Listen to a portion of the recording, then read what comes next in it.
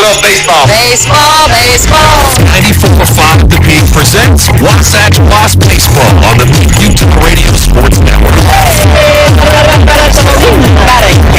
This broadcast is powered by Mortgage, Dairy King, Progress Auto Parts, Physical at the Fit Stop, Wasatch Back Flooring, Napa Wasatch Auto Parts, River City Point Inn, Dorcas Dental, and Bank of Utah. Baseball. I'm asking you. Now let's go live to the Diamond for play-by-play coverage of Wasatch Wasps Baseball on 94.5 The Peak. Good afternoon and welcome to Wasatch High School Baseball action here at the ballpark. 94.5 The Peak and HeberValleyRadio.com. Wasatch set for another home game today against Westlake High School. Wasatch 2-0 in their home games this year. We'll have all the action for you here on 94.5 The Peak right after this. Everyone stand.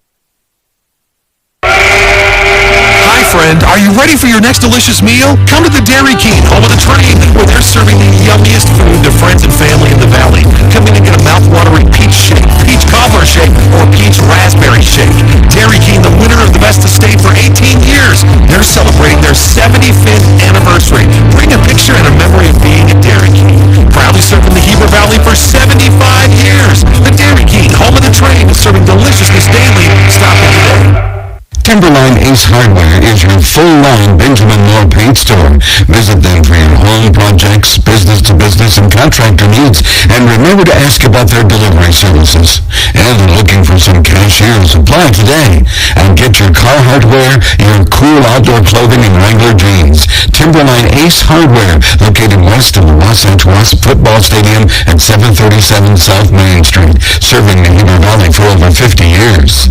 The 50s produced some great sound. The early rock and roll triggered so much emotion for so many. Here's another sound from that era. The Jelly Grill triggers a whole different set of emotions. The sounds, the smells, feeling out of control, whatever keeps you from the dentist at Doris Dental, we get it. We focus on the little things. Distract yourself with your favorite episode of The Office, or crank up the 80s and 90s and let it take you back to another time. At Doris Dental, we are sensitive to your needs. We are taking care of the little things so you can move on to more enjoyable things. Located in Gateway Plaza, Heber City. KTMP, Heber City, and live sports coverage with Ty and Ty. Welcome to the Dairy King pregame show. Tyler Barrett here with Tyler Moss. Again, you're listening to Wasatch High School Baseball. The Dairy King is winner of Best in State from 2008 to 2021, proudly serving the Heber Valley since 1946. Wasatch comes into today's game 4-7 on the year, but they were winners of 3 in a row against Maple Mountain High School, winning all 3 games of that series. And it brings us to our stat of the day today. The Gordon Law Group is your full-service local law firm practicing in all areas of the law. They take pride in saying, yeah, we do that. And the stat of the day is that Wasatch is 11-1 in their last 12 home games here at Wasatch High School. They were 9-1 last year, 8-1 last year in their 9 games, and then they've opened up this season in a Yeah, it's been a great start to the season, Tyler, for Wasatch, the region season, that is, as far as getting things back going and together. As you mentioned, 3-0 against Maple Mountain. It's a really good series, Tyler. To put a little comparison on that, Wasatch coming into that series was only 5-14 against Maple Mountain over the history. Never once before had they swept them in an entire season here, Tyler. So that was a great start, and they're looking to continue that momentum here against another 6A program in Westlake. But Westlake does come down a little bit on the season. Tyler comes in at 3-5 overall. But this is a team that Wasatch can't overlook either. They faced them last year in a very similar circumstance where Wasatch was a superior team, but Maple Mountain was able to find a way to get the win late in that ball game down in Westlake. I'm sorry, Tyler. I got to adjust. We've got a shotgun mic here, and I got to adjust all this extra noise that we got coming on here. We're going to have some mic. You hear some. Those are pass balls you're hearing that are hitting up next to the shotgun mic. So not a great start if you're listening as a starting pitching. We just threw this off here to help Cole Zimmerman feel a little bit more confident. Well, let's jump into our Country Garden and Nursery keys to this game. We mentioned Wasatch comes in on a 3-game winning streak, looking to make it 4 against another 6A opponent this season. Country Gardens Nursery is your only one-stop shop for everything garden and yard related in the Heber Valley. Stop on into our indoor plant shop for the plant of the month. Yeah, Tyler, it's, the Country Garden keys to the game. I spent a little bit of time thinking about this one before we came over here today, and I really feel like this game, it boils down to playing clean for Wasatch. To me, that's the key to the game. No freebies by errors in the field, and then walks as well from the pitchers, or whatever way you want to call it. Hit by pitch, walk, just no free passes for Westlake. And I think Wasatch can, if they can keep the base runners off the base when they're playing clean, they're going to get a victory here today. Their bats have just been too good, and they should be able to find a way to get a victory. Yeah, I'm going to go with Cole Zimmerman on the mound. You've talked about how Jackson Kelson, Casey Anderson, and Jackson Bolander, the three main starters for Wasatch, really had good series against Maple Mountain. Now you have to go back into that bullpen because you have some extra games here before you start region play again next week. And so can Cole Zimmerman fill it up? Can he keep guys off the base pass without the freebies that you mentioned? He starts with 2-0 here to the first batter. The first batter of the game is Smith, hitting 200 on the year with 1 RBI and 1 triple. Your opening inning today, your opening pitch is brought to you by Mountain Refine. From design to project completion, our team excels in understanding and implementing your specific lifestyle and taste preferences into your interior design. Come into our showroom in order to find beautiful furniture, bedding, mattresses, decor, and so much more. It's a 2-1 count now. Zimmerman comes into today's game 3 1/3 innings pitched, 21 ERA. He was part of that, or pitch down in St. George, gave up some runs down there. Cole's got some good stuff. He's added some miles per hour to the fastball. He's got a great curveball. Just a matter of how long it takes him to find it, and we'll see where he gets to. It's 3-1 now to the opening hitter. Well, and like a lot of baseball players in high school, Tyler, it has a lot to do with momentum, right? What kind of momentum does he have coming in? If he's feeling good and confident, Cole can throw with the best of them. If he gets a little bit in his own head, then that can cause some problems. And unfortunately, this isn't the start you wanted, as he has his 4th ball and a free pass here just to start the game off. This day in history, also brought to you by Mountain Refine. This day in history in 2021, so a year ago, the Wasps were able to score 6 runs in the bottom of the 7th. They were down 7-2 going into the bottom of the 7th to knock off the eventual state champs in Spanish Fork High School 8-7. Cole Cloward hit a 2-run home run in the game and got the win on the mound for the Wasps. Payton Swapp and Cole Zimmerman both had RBI doubles as well. Number 2 hitter is going to be bunted down first base side, and he easily gets on base with the single. It looked like there's maybe a miscommunication there on the throw down to first base, but Westlake gets things going off early with back-to-back base runners. First, both Smiths. The junior walked, and then little brother, freshman Smith, lays down a bunt and gets on an infield single. Yeah, Ty, I didn't glance down to first in time to see what Kelson Stocking saw there. You could actually hear on this shotgun mic him coming up, taking control. He said, I got it, and he jumped on the ball pretty quickly, but he didn't like what he saw. Jack Bluth was flashing over there from second base, but he never delivered the ball, and so now you got business here for Westlake. It's going to be another bunt, so back-to-back bunts. Still nobody at first. Nope, they're going to try to get him at third, get the lead runner at third.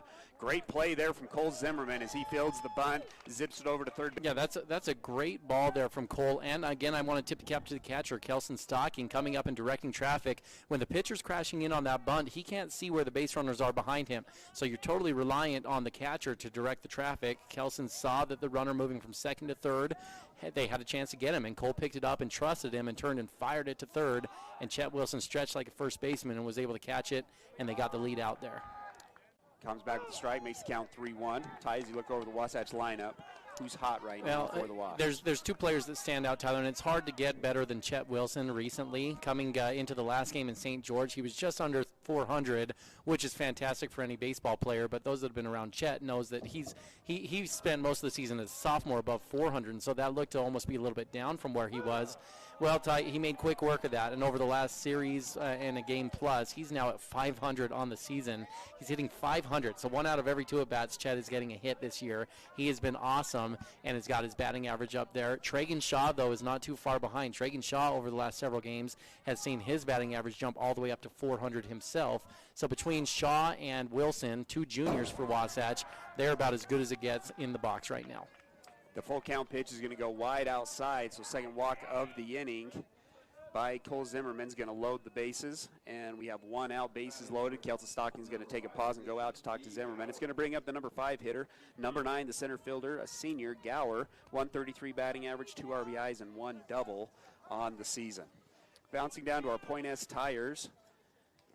Who breaks out today? Point S Tires, or who's new in the lineup? Brought to you by Point S Tires. Think of your Point S Tires, your local tire expert. Each Point S Tires independently owned and operated by someone who lives where you live. A couple of new starters in the lineup. Ty Jackson Sorensen getting the start at first base in the cleanup spot. He's been good, 667 batting average on the year. And then also in the DH spot will be Alex Gutierrez today, who will be DHing for Cole Zimmerman, who's on the mound. Yeah, Alex has had limited opportunities, Tyler, but he's made good on his limited opportunities. In 4 at-bats, he's been on base 3 times, 2 walks, 1 base hit to go along with those 2 walks, and then he got out another time. But Jackson Sorensen's also been good. He's only had 1 game where he's seen coverage at the plate, and he had a double and a single in that game, and so he's hitting pretty well on the year also. So a few moves are loaded. It's a 1-1 count. High Ming brings the count to 2-1. Wasatch playing double play depth up the middle. Jackson Sorensen and Chet Wilson on the corners playing it. He's missing inside, he's missing down in the zone, and when he's missing outside, he's missing high and away. Some of those balls that have gotten to the backstop are high and away. And what's going on, this is just a simple release point issue with Cole. And what you're supposed to do when you release the ball, if you can kind of imagine the glove side, your lead arm with the glove on it, the way that breaks from your body sometimes gets a motion where you're going at a 45-degree angle from your shoulder down a little bit more towards the knee, and if you don't get your throwing hand on that same angle in the right release point, the ball tends to miss on the same path that the glove is. So if you're missing high and away, it's because your release is a little bit too far back. He's releasing a little bit too early, and the ball's sailing away. If you release down and inside as he is, then you're holding on to it too long. And so he's just not finding the right release point, and it's causing issues with his balls and strikes right now. After the trip to the mound by Coach JW, he does come back with a strike. It's a swing and a miss by number 99, Strayer. He's 0 for 5 on the year, a junior, so no 1 count. And I guess the last thought to go there with that is now he's humming here. It's almost always a balance issue. That's all it comes down to, Tyler, is balance. And the upper body is not balanced with the lower body.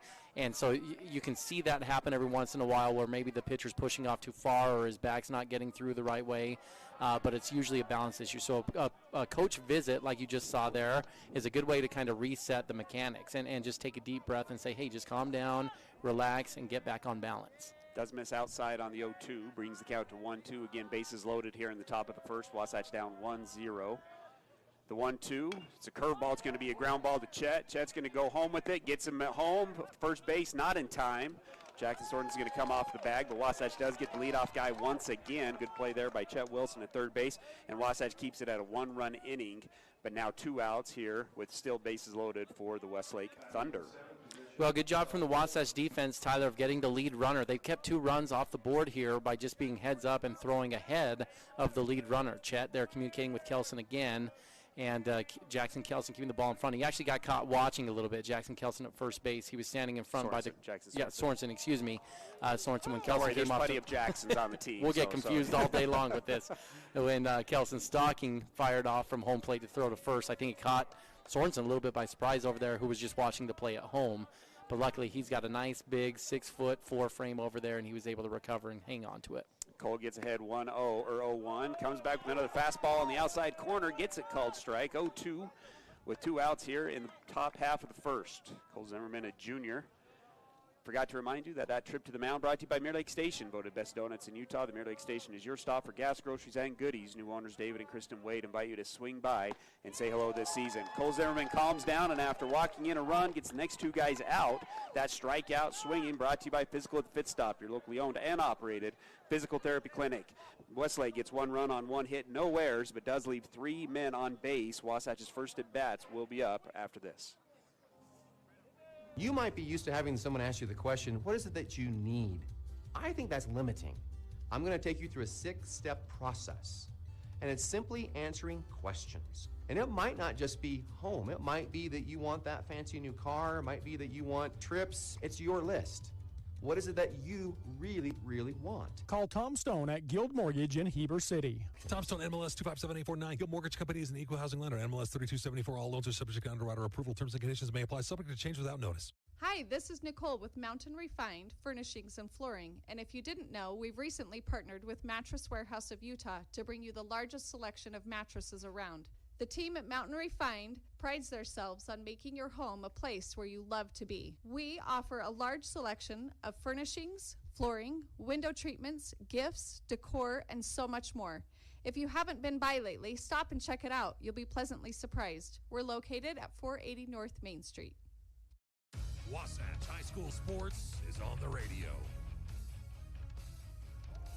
Welcome back to the bottom half of the first inning. Physical at the pit stop.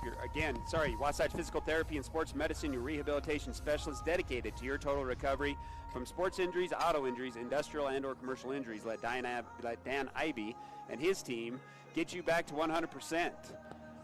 So, big day in the sports world. Not only is it actually sunny here in Heber City, like I'm a little bit blinded by the sun that's actually showing on a Wasatch baseball game, but it's also a big day because it's the start of the Masters, and arguably one of the biggest stories in sports in a long time is the fact that Tiger Woods actually shot a 1-under today at the Masters.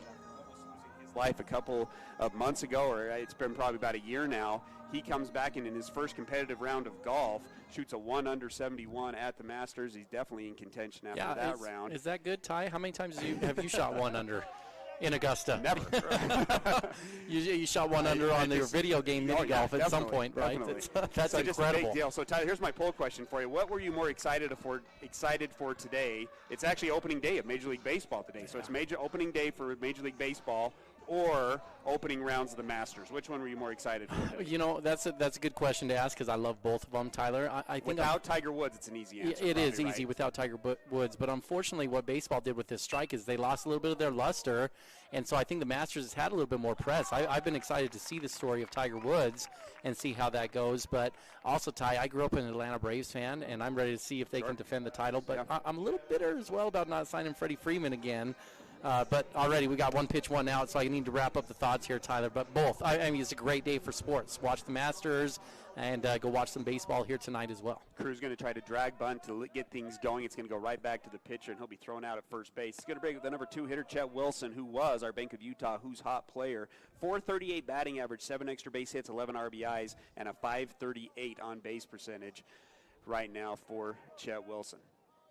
Excuse me, that's a .538 batting average in the last 5 games, Tyler. So he's up above 500 in his last 5 games. His on-base percentage is better than that. He's going to take ball 1. Well, and he's done it in almost every way, Tyler. He's had a drag bunt down the third base line. He's hit a ball off the very top of the fence in right field.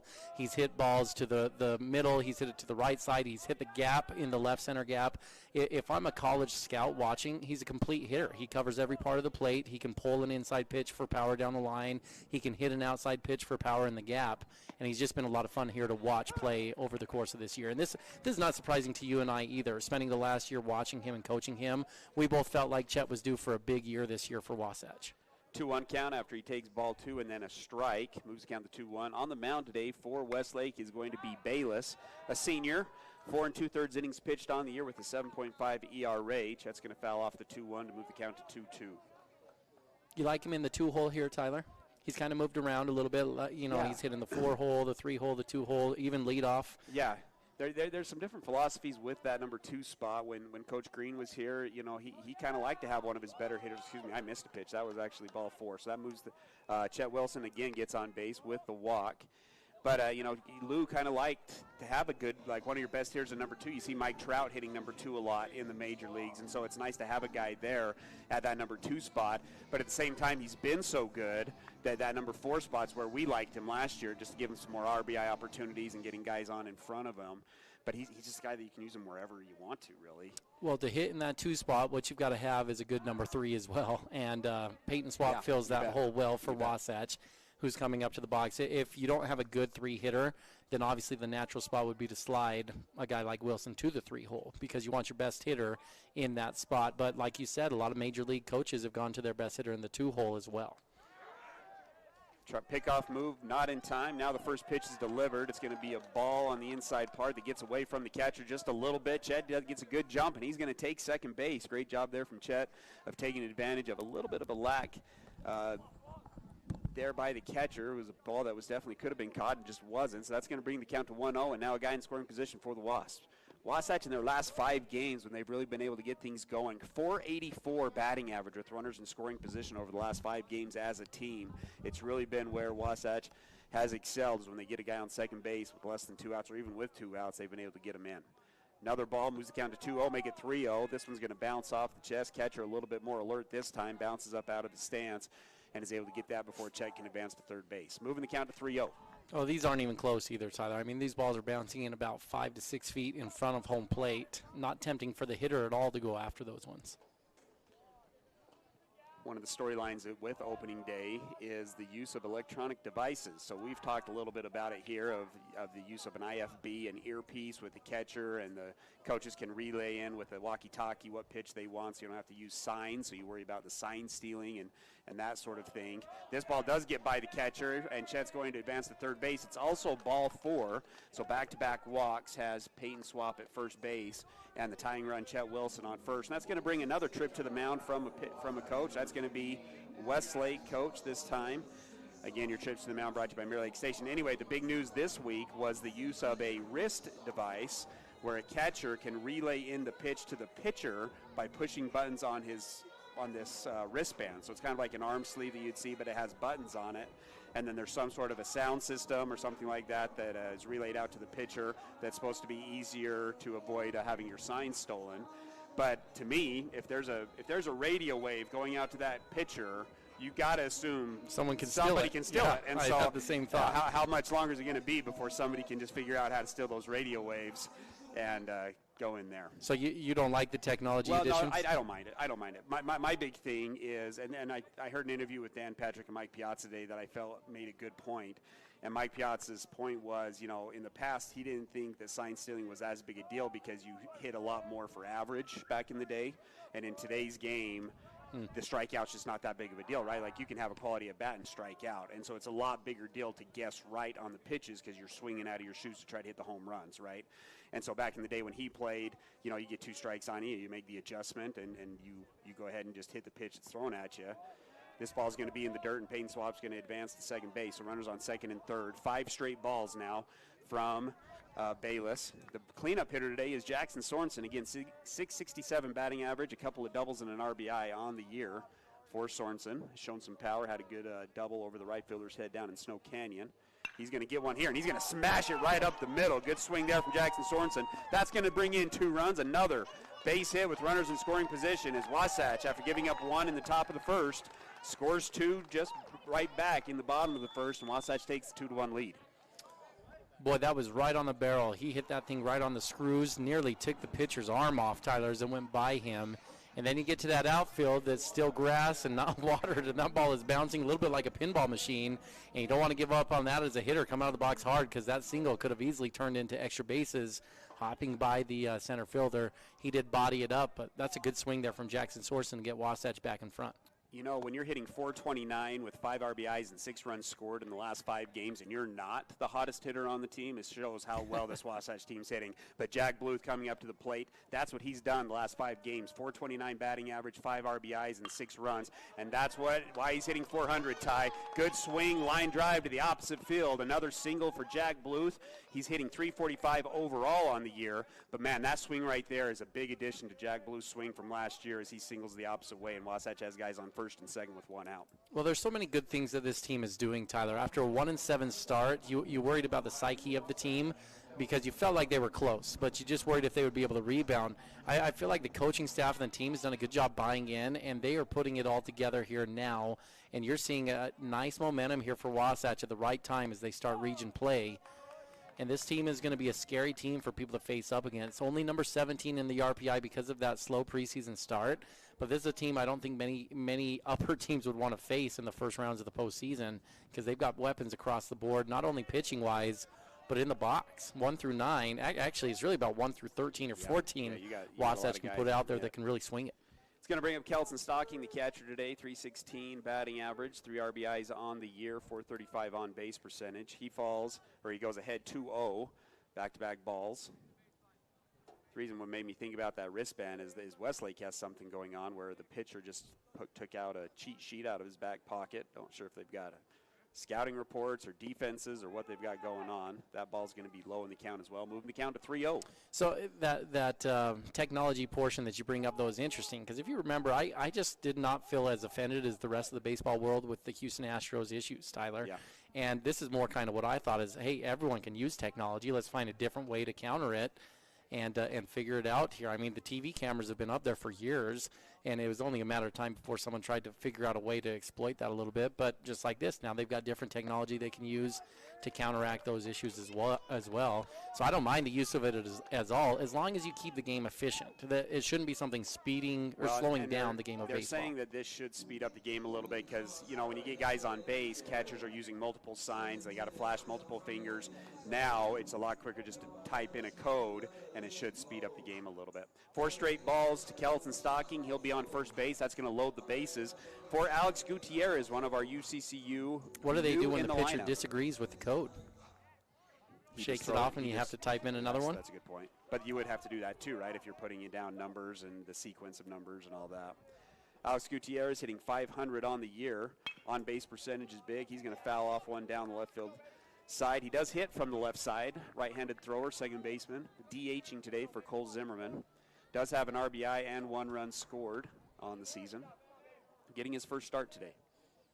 Had a nice RBI single up the middle in that Game 3 of Maple Mountain. And now the pitcher does not pause, and that's going to be a balk, and that's going to bring in another run. Your runs today brought to you by Wasatch Physical Therapy and Sports Medicine, your rehabilitation specialist, dedicated to your total recovery from sports injuries, auto injuries, industrial and or commercial injuries. Let Diane Abbey and his team get you back to 100%.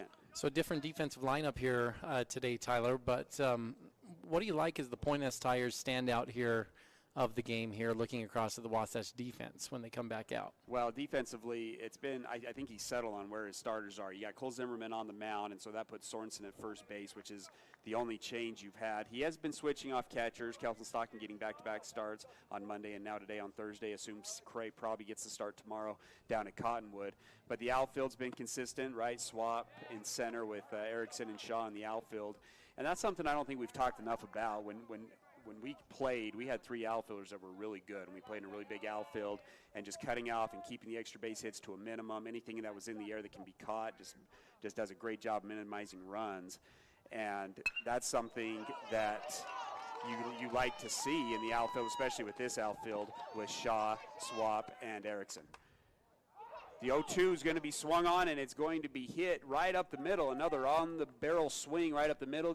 Alex Gutierrez is going to have an RBI single. He's going to advance to second on an overthrow. Kelton Stocking, I think, got stepped on as the third baseman was trying to advance. But that's going to bring in run number 4, so Wasatch now takes the 4-1 lead. Yeah, hopefully Kelson's okay. Coach Jacobson signaling a speed up here for Kelton Stocking. He's going to come out. He's limping, Tyler, so must have got stepped on the leg a little bit. Solster's going to jump on to come speed up.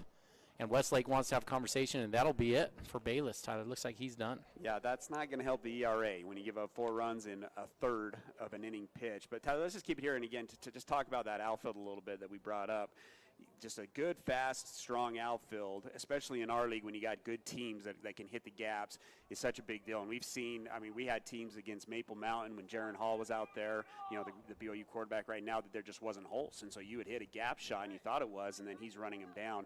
And you've got an outfield right now that I think is doing that. Tragan Shaw and Wright, Crew Erickson on any other team are probably center fielders, but then you got a D1S type athlete out in right center field. And so it's just going to be a big deal. I want to come back to that Alex Gutierrez at bat, and I think this is what separated Wasatch right now from the start of the season to now is with 2 strikes. They're really being very disciplined at the box. You have a slow-throwing lefty, and you want to be tempted to really go after those pitches. You saw Jack Bluth go the opposite way with it. You saw Jackson Sorensen go up the middle with it, and then Alex Gutierrez does the same thing there, just goes up the middle with it. They're really, I think it's a mixture of they're not seeing as good as pitching as they saw at the start of the year, but their swings and their discipline are really good right now in the box. Yeah, you're spot on, and it's from everyone. Tyler, you talk about Jackson Sorensen, Alex Gutierrez, and some guys in this one, but go back to the last game, and some of your big-time hitters like Payton Swapp did the same thing, got to 2 strikes and went the other way and tried to find ways to get the job done. And it seems to me this is a philosophy thing. The team has bought into what the coaches want to do, not just on that, Tyler, but if you think about the amount of times you see dirt balls, how effective Wasatch has been at not hesitating. They are aggressive on the base paths, and they're taking chances and making good dirt ball reads. And that's harder said than done. It's hard to get players to buy into that sometimes because they get nervous of the idea of, well, shoot, if I get thrown out, am I going to come out of the game? And the coaches have maybe almost to an issue, Tyler, because they've gotten so many guys picked off this year. There's been double-digit guys picked off, but they haven't pulled guys out of the games. They haven't taken them out of the lineup because of that, and Wasatch continues to be aggressive, and you can see it's paying off here, taking extra bases. So whether it's talking about staying disciplined at the plate with the 2 strikes that you mentioned or being aggressive trying to take balls in the dirt, this team is buying into an aggressive philosophy and nature that Coach Jacobson wants to put out there. Well, Ty, one of the things that's got to be concerning for teams, if you look at the last 5 games at Wasatch's number 8 and 9 hitters, Tragan Shaw's hitting .455 in his last 5 games, and the number 9 hitter, Carter Bucad's hitting .462. So when you have an 8 and 9 hitter that are hitting over 400 to wrap up your lineup before you get to the top of the order, that makes Wasatch tough. It's demoralizing to the other team, too. You get to this point in the lineup, and if you're Westlake, you're thinking, okay, this is where we get our 2 outs. 8 and 9, supposed to be the 2 weakest hitters on the other team, but it's not. Wasatch is loaded all the way through the lineup. Missed a couple of pitches. I think we're at a 1-2 count. Is that right? 2-0? Yeah, I had 2-0 over here, Ty. But I was also on a little bit of a soapbox there about philosophy there. So did you switch the pitcher on I game did, changer? yeah. We got that one covered. What number we got on We got number 4, Tyler. Number 4 for Westlake. 3-0 the count a little now. bit too much here. Bauer. Bauer comes in, a 3rd innings pitched. So he has about as much experience as Bayless had. It was about 3rd innings pitched.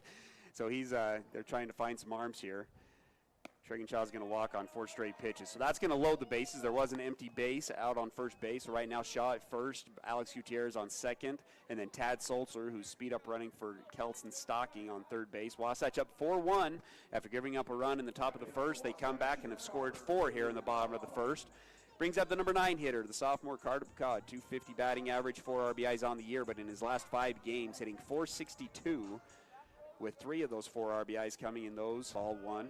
Ty, you're Robert Redford and a natural fan, right? I love him. Is there not a line in there where the coach yells, "Come on, Bauer, throw strikes"? That's exactly right. That's what we got going on here, right? When Roy Hobbs meets Bob Fisher. That's right. That's so now you got Bauer out here who's thrown 5 straight balls to start. Wouldn't you love to be the coach over there saying that? You love the natural. Bauer, I bet you would throw strikes. Just be going nuts over there. Bauer's killing worms, Pop. And it's funny because they're playing the Pirates in that game. And he says, Bauer, don't you know how much I hate losing to the Pirates? And the Wasps are wearing their all-black Pirates jerseys today. There's a lot to like about this sequence right here if you're on the Wasatch side of things is what you're saying. 7 straight balls to start off this bullpen appearance from Bauer as Carter Bucad falls down, is ahead 3-0. Still only 1 out here in the bottom half of the first inning. Wasatch up 4-1. They have a game again tomorrow. This one will be down at Cottonwood. Coach Jacobson living up to what he told us in our preseason interview. We're going to play the best in the state, and he's done so. Westlake, a 6A opponent, but then Cottonwood, a perennial top 5 opponent. And last time Wasatch went down to Cottonwood, it wasn't pretty. No. Wasatch got walloped a little bit down there in the opening round. But that was not the last time that they've played Cottonwood. They played, if you remember, there were only 2 losses in that state tournament where both Cottonwood, they came through the losers bracket and ended up taking 5th, but again got eliminated. I think it was 6-1 yes, that's true. Against Cottonwood in the second one. That's the last game we played at Cottonwood, yeah, right? Yeah, that one was at Kearns Field down there at Kearns High School in the second one. But, yeah, that Cottonwood game. So there's a little Wasatch history while we wait for Bauer to throw some strikes here, Tyler. He does deliver one there to Crew Erickson. But in that game, what happened is Zach Webster, the sophomore, was getting the start in that playoff game, and Webster unfortunately had an arm issue. His arm got hurt in the first inning. So Wasatch, Coach Green, I'll say how it was. He made a strategy decision, and he threw kind of the 7, 8, 9 pitchers rather than trying to come after it with the 2, 3, 4 guys.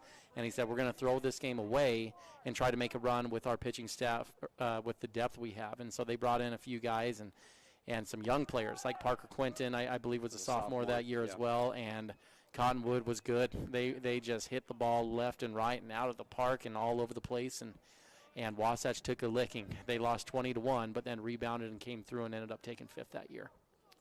Crew does get a strike, but then takes 2 straight balls, moving the count to 2-1. Leadoff hitter is the only out of the inning so far. He tried to drag bunt to start off the inning and ground it out to the pitcher. Takes strike 2, so that moves the count to 2-2. Going to get razzed a little bit if he ends up making 2 outs in the same inning. See if he can get all 3. That would be something. Wonder, that's a trivia for you, Tyler. If we had a truck that we could stump here, maybe the Bradfather can figure this out. How many times in Major League Baseball history has one player made all 3 outs in an inning? You think it's ever happened before? I'm curious if it ever happened where they've had 2 outs in the same inning. Crew's going to swing and foul this I'm one sure off that's right happened at a little the bit. Westlake dugout. It's going to reset at 2-2. Again, Wasatch up 5-1 after walking in a run there. The 2-2. Swung on, fly ball to left field, shallow left field. Left fielder started back, now comes up and makes the catch. So Crew does make the first and second out of the inning. It's going to bring up Chet Wilson. Chet walked in his first at bat. Not deep enough to score the runner on third, so Wasatch still with bases loaded. Now with 2 outs, 5-1 count, or 5-1 the score. Yeah, you'd hate to leave the bases loaded with less than 2 outs, Tyler. Want to find a way to get these runs across. And nice to have your hottest bat up. Chet Wilson hitting .500 on the year. Didn't see a lot of pitches in his first at bat. This is his first time seeing Bauer, though. He faced the starter Bayless, who only pitched a 3rd inning, gave up 4 runs.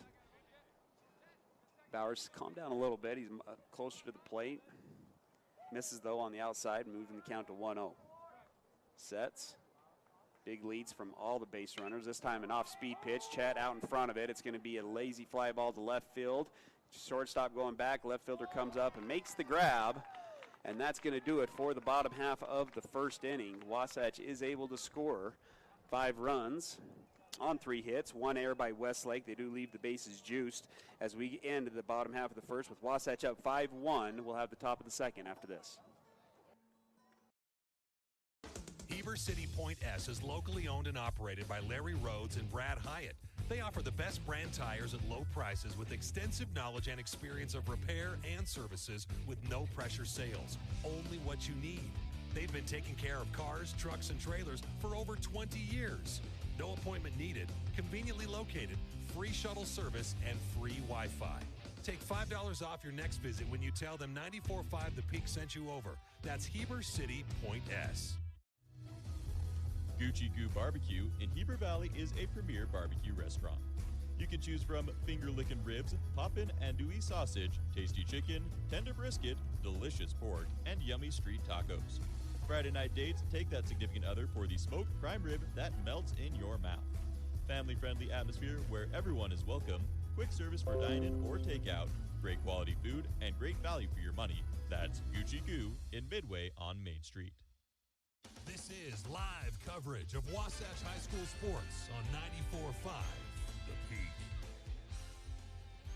Second inning brought to you by Wasatch Bag Flooring and Paint. From the words of the Wasatch Bag customers, from start to finish, the entire transaction was honest, professional, and meticulous. Highly recommend Wasatch Bag Flooring and Paint.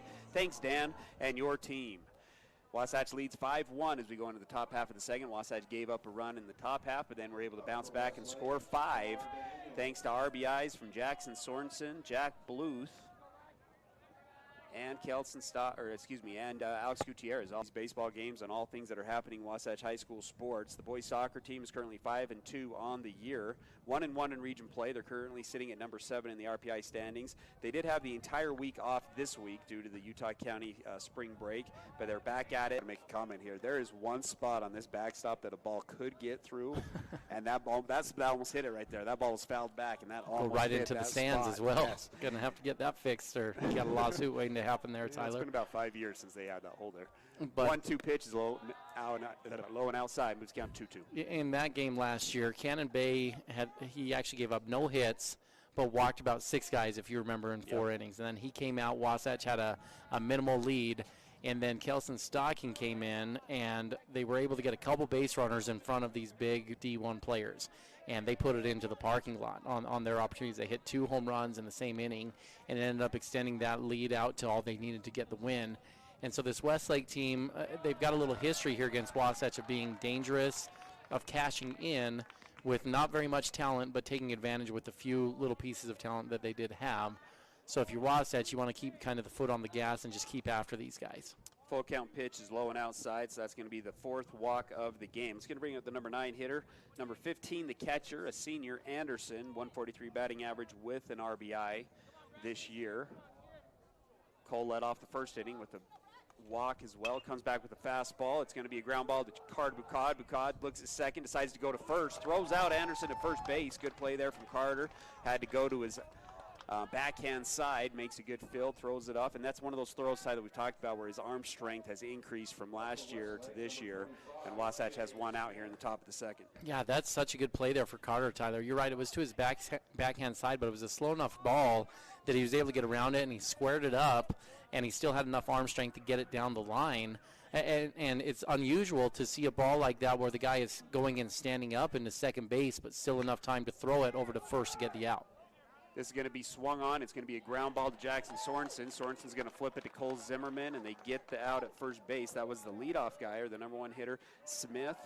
He walked in his first at-bat, grounds out to the first baseman here as Cole Zimmerman has calmed down, throwing some strikes here, and it's going to bring up the number 2 hitter, second baseman, a freshman, Dean Smith, got on a single on a drag bunt in his first at-bat. Hey, tip your cap to Jackson Sorensen there. That is not as easy of a play as it looks, Tyler, for a first baseman to hit the first or the pitcher who's coming up the line in stride. Jackson Sorensen, not a normal starter here for Wasatch. He's been good in this one.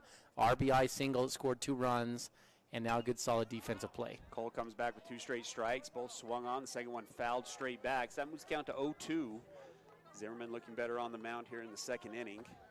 Wasatch again leads 5-1. You're listening to 94.5 The Peak or HeberValleyRadio.com. Ty, you can't stump master statistician Brad James, can you? He's got the answer to has someone made all 3 outs in an inning before. We'll have that answer when we come back, but Cole gets the strikeout to end the inning. That strikeout brought to you by Physical at the Fit Stop, your locally owned and operated physical therapy clinic, serving you from head to toe. That's back-to-back innings where Cole ends on a physical at the Fit Stop strikeout. Maple Mound scores no runs on no hits, no errors by the Wasps. They do leave 1 on base. As we move to the bottom half of the second, Wasatch leads 5-1. Dan Sluga at Wasatch Back Flooring is extending his services to include quality paint products to complete your home remodeling needs. Locally owned and operated, Dan and his team can help you find the right flooring for your home with quality products from Mohawk, Shaw, Target, Godfrey Hirst, and many more. Since 2009, they've been exceeding their customers' needs by helping them select flooring that fits both their lifestyle and budget. They've got you covered at Wasatch Back Flooring and Paints. Wasatch Back Grill and Deli is a family-owned and operated business serving great food and customer service in Heber City and Midway for over 7 years. For a burger with kick, try the Firehouse. Have a hankering for some seafood? Try fish and chips. Or try the Mandarin chicken salad. Their homemade recipes, freshly grilled burgers and sandwiches are complemented with unique sauces and homemade sides. They provide the best experience and highest quality food. Stop by today and try their great menu items. As a thank you to teachers, first responders, medical personnel, and military, get 15% off meals all year round. And now, back to the action. Wasatch High School Sports on 94.5 The Peak. Bottom of the second, again, brought to you by Physical at the Fit Stop, your locally owned and operated physical therapy clinic, serving you from head to toe, including vertigo to sports injury, serving the Heber Valley for over 40 years. Before we get to your trivia, right? Let me jump into softball a little bit. The Wasatch softball team got beat yesterday 18-1 against Manti. And when I asked my girls who I have in my class what happened, they said, let's not talk about it. We're moving on. But 18-1, a loss to Manti. That does mark their 3rd straight loss, tie, and 4 losses out of their last 5 games. They're still 8-4 on the year and 1-1 in region play. Despite the loss, they are still sitting at number 4 in the RPI standings. They will host Ridgeline here at home tomorrow, and then we'll host Provo next Tuesday here at Wasatch High School as well. That's a little bit of a stunning score. They're not going to dwell on it, but you've got my mind stewing on that a little bit. Yeah, a little bit. The Wasatch softball team has not only been good in the past, but pretty good this year, Tyler. So that's a score that stands out, especially against a school that's a little bit smaller classification in Manti. Payton's going to take a strike. Now he's going to foul one that probably would have killed somebody if they had been a little bit taller. It's going to go foul into the dugout. It's going to move the count to 0-2. Payton walked on 4 pitches in his first at bat. Again, 308 with 3 home runs on the year. He's now going to fall down 0-2 here. This at bat. Ty, go ahead and what's the answer to this? Yeah, so the trivia was, has a player ever made all 3 outs in an inning? And there's not much on record here, Tyler, but Brad James, the statistician for us here at 94.5 The Peak, he found it in 2003 in an independent minor league game, Tyler. So that's where this one comes from. So this is from the minor leagues. And the North Shore Spirit scored 15 runs in 1 inning. And I'll finish this as Swapp has another 2-strike good swing here, Ty. So he takes ball 1, and then on the 1-2 gets a ball in the zone that he takes it the other way. And that's just how you increase your average. You go, in my opinion, you go from a 300, 350 hitter to a 400 hitter when you're able to go the opposite way with it. And Wasatch does a good job of it again right there. So the man's name that set this record, Tyler, is Joe Caruso is his name, and he made all 3 outs in the inning after back-to-back homers, including a grand slam. They made the score 9-0. Caruso struck out for the second out, and then the next 8 batters reached base before his teammates presented Caruso with his at-bat for the 3rd plate appearance in the inning, and then he struck out again to end the inning. And that's the history there of the only player, at least that we have on record right now, that we can find that made all 3 outs in a baseball game in the same inning. That's not counting triple plays, of course, and double plays and that kind of thing. Sorensen's going to come up, coming into the game, .667 batting average in his limited plate appearances, but he had a nice RBI single up the middle in his first at bat. He now has Payton Swapp on first. Swings at the first pitch and misses, so the count 0 balls, 1 strike. This one's going to be outside for ball 1. Moving along with our Wasp Rewind, the girls lacrosse team currently sits at 2-2 on the year. They've had a break in games this week. They will host Cedar Valley on Tuesday and then Lone Peak on Friday. They're currently number 7 in the RPI standings. The boys lacrosse team is 2-4, lost to rivals Park City last night. That loss drops them to number 20 in the RPI standings. They will travel to East tomorrow and then to Waterford on Tuesday. So, Ty, you're going to have a batter interference on a still here, as you were talking about that, so let me get you caught up. Swapp left. Sorensen tried to protect to swing through the pitch, but Sorensen fell over home plate, and that's batter interference. And so Sorensen is going to be called out, and Swapp will have to go back to first base. And you've seen that called a little bit more, Tyler, here in the last couple years in high school athletics, but that's too bad because Swapp had that one stolen pretty easy. It's going to bring up Jack Bluth. He singled to left field in his last at bat and brought in a run. Wasatch again leads 5-1 here in the bottom half of the second. Wasatch gave up a run in the top of the first, but then answered with 5 runs in the bottom of the first inning. We're now sitting in the bottom of the second. Payton Swapp with a single to lead off the inning. Jackson Soren just called out on a hitter interference, and so that's going to bring up Jack Bluth. Pickoff move, not in time, over to first base. The last sport tie I wanted to report on, I was able to get some information on the track and field squads. The boys and girls track and field teams recently participated in the Alpha Invitational down at Timpanogos High School. The boys ended up finishing 19th out of 30, and the girls placed 12th out of 28. We've mentioned Maddie Durant on the radio. She continued her successful spring by setting a school record in the 200 meter. That record had stood since the year 2000. She ran a 25:10 and was good enough for second place in the meet. She also took third in the 100 meter. The boys 4x100 meter team continues to look good. They ran a state qualifying time and is currently the second best so far at Wasatch. The team consists of Josh Sanders, Nalu Kitashima, Chris Cook, and Peter Muslar. And so some success happening on the track and field side of things for Wasatch. Pass ball is going to let Payton Swapp advance to second base. Moves the count to 1-0 to Jack Bluth. I think the catcher went out there and told him to do a pitch out. And the pitch out was a little bit too far out in order for the catcher to catch that and try to throw Payton out a second. Yeah, those are things you want to practice. If you've never done them before, they're pretty hard for a pitcher to get out of his motion and step up and do that. That bang you hear is another pass ball, so Payton Swapp's going to advance to third base. So now it's a 1 out and a guy on third for Jack Bluth. You know, you're going to be hard on the catchers if you call that a pass ball. True. That one, that one is. That was actually behind Jack Bluth there. Catcher had a hard time getting on that one. Moves the count to 2-0. Jack Bluth again having a great start to this season. How uncomfortable are you if you're Jack Bluth in the box there? The pitch before went about 6 feet outside. That one went 5 feet inside. So you're behind ready for a pitch down Should the be right down the middle, right? Balance it out. 2-0 pitch with 1 out is delivered. And it's going to be behind Jack Bluth again. Payton Swapp's going to take off and give Jack the run while batting again, right? That's not an official RBI. Payton Swapp's going to score on the wild pitch. Moves the score to 6-1. And now they're going to make a substitution. It looks like the second base. Nope, shortstop's Mountain. Number 7 is Peterson. He's 2 for 5 on the earth and RBI. The shortstop, Illouz.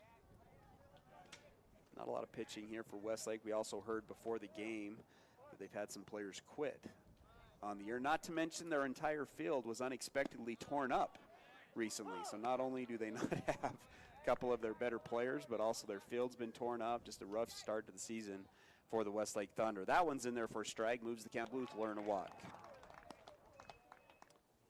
Brings up the catcher, Kelson Stocking. Good to see him still in the game. He had a little bit of a scare over at third base. He was able to advance to third base, and then on a wild throw, I think the third baseman either stepped on his ankle or something to that effect. Got a visit to the mound by the catcher. Coming out, Tyler, breaking the action, brought to you by Mirror Lake Station, voted best donuts in Utah. Mirror Lake Station is your stop for gas, groceries, and goodies. Legendary owners Dave and Kristen Wade invite you to swing on by and say hello this season at Mirror Lake Station.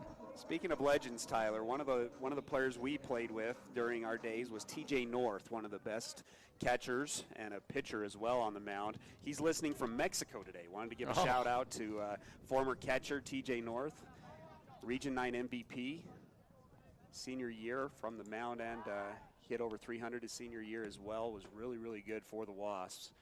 And I think we're close to the similar weather that he's probably had down in Mexico. This is one of those really rare nice days today. that it's really nice. Get used to it because it's snowy and I'm not sure. I'm not a big fan of the away games. TJ was so good when he Really played for good, Wasatch, really Tyler. Not just a great catcher, but his pickoff move as a pitcher, it's almost like he wanted to walk guys just so he could pick them off. Well, he was so quick not at a it. lefty, but a really good, quick righty move. We used to laugh. His zone, if you would have put his zone up of where he liked to hit, it was about at his chin.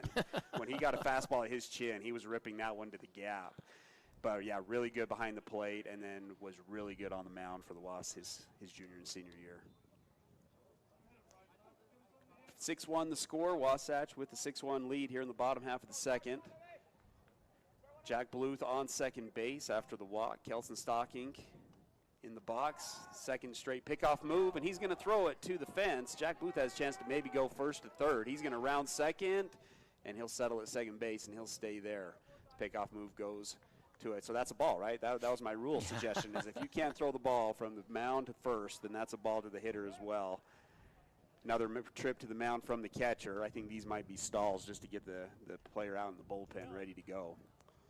Yeah, that's probably the Westlake coach yells at the catcher and says, go talk to your pitcher. And whenever I was catching, Tyler, that was always a miserable conversation because the pitcher's ticked off because they know the coaches are just buying time to get you out of there because you're not doing a good enough job. What do you say if you're the catcher? You just slowly walk out. And well, it depends. If if you're TJ, TJ was like a bulldog, not going to take any crap from anyone. So he just goes say how it was. I wasn't that tough, Tyler. And so you walk out there timidly and just say, hey, get ready to go keep my coat warm, while you're in there or whatever it is, and just let them know they're about on their way out. Do you put in an order? Like, hey, you're going to be in the dugout. Would you mind ordering me, a burger go or something get me like some that? sunflower seeds ready to go. Yeah, there's not much you can say. Most people know. You go say something cordial, hey, you got this, hang in there, but the truth is they're not going to throw another pitch, so hey, keep your head up or whatever you say there.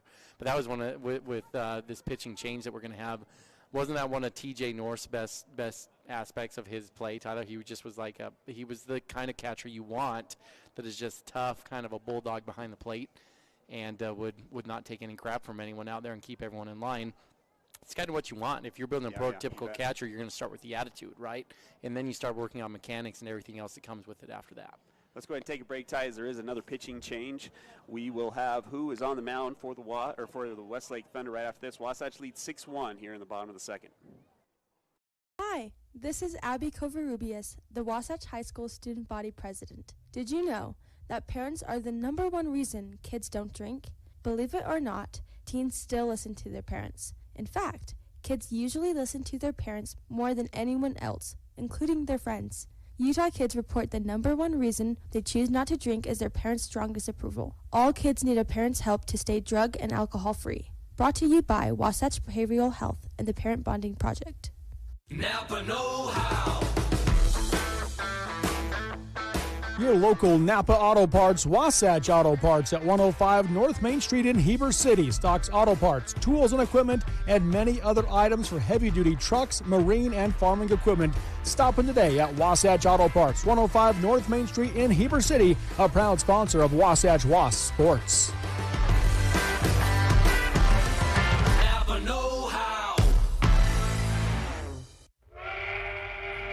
friend. Are you ready for your next delicious meal? Come to the Dairy King, home of the train, where they're serving the yummiest food to friends and family in the valley. Come in and get a mouth-watering peach shake, peach cobbler shake, or peach raspberry shake.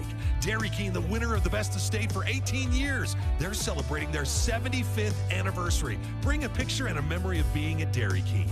Proudly serving the Heber Valley for 75 years. The Dairy King, home of the train, is serving deliciousness daily. Stop in today. This is live coverage of Wasatch High School sports on 94.5 The Peak.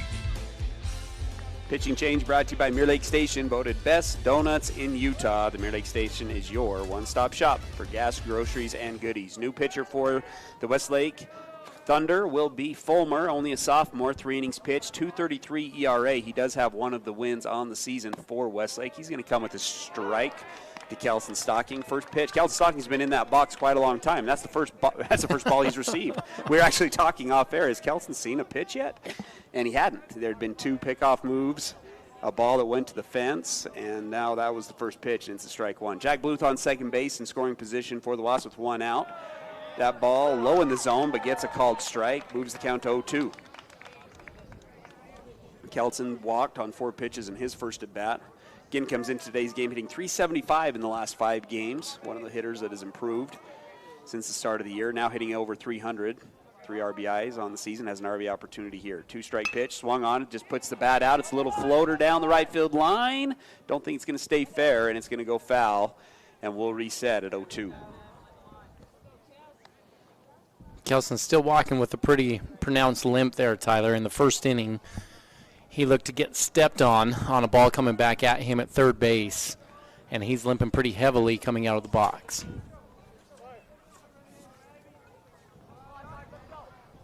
Resets at 0-2. Jack Bluth takes the lead, decent lead. Pitch is delivered, it's high, moves the count to 1-2.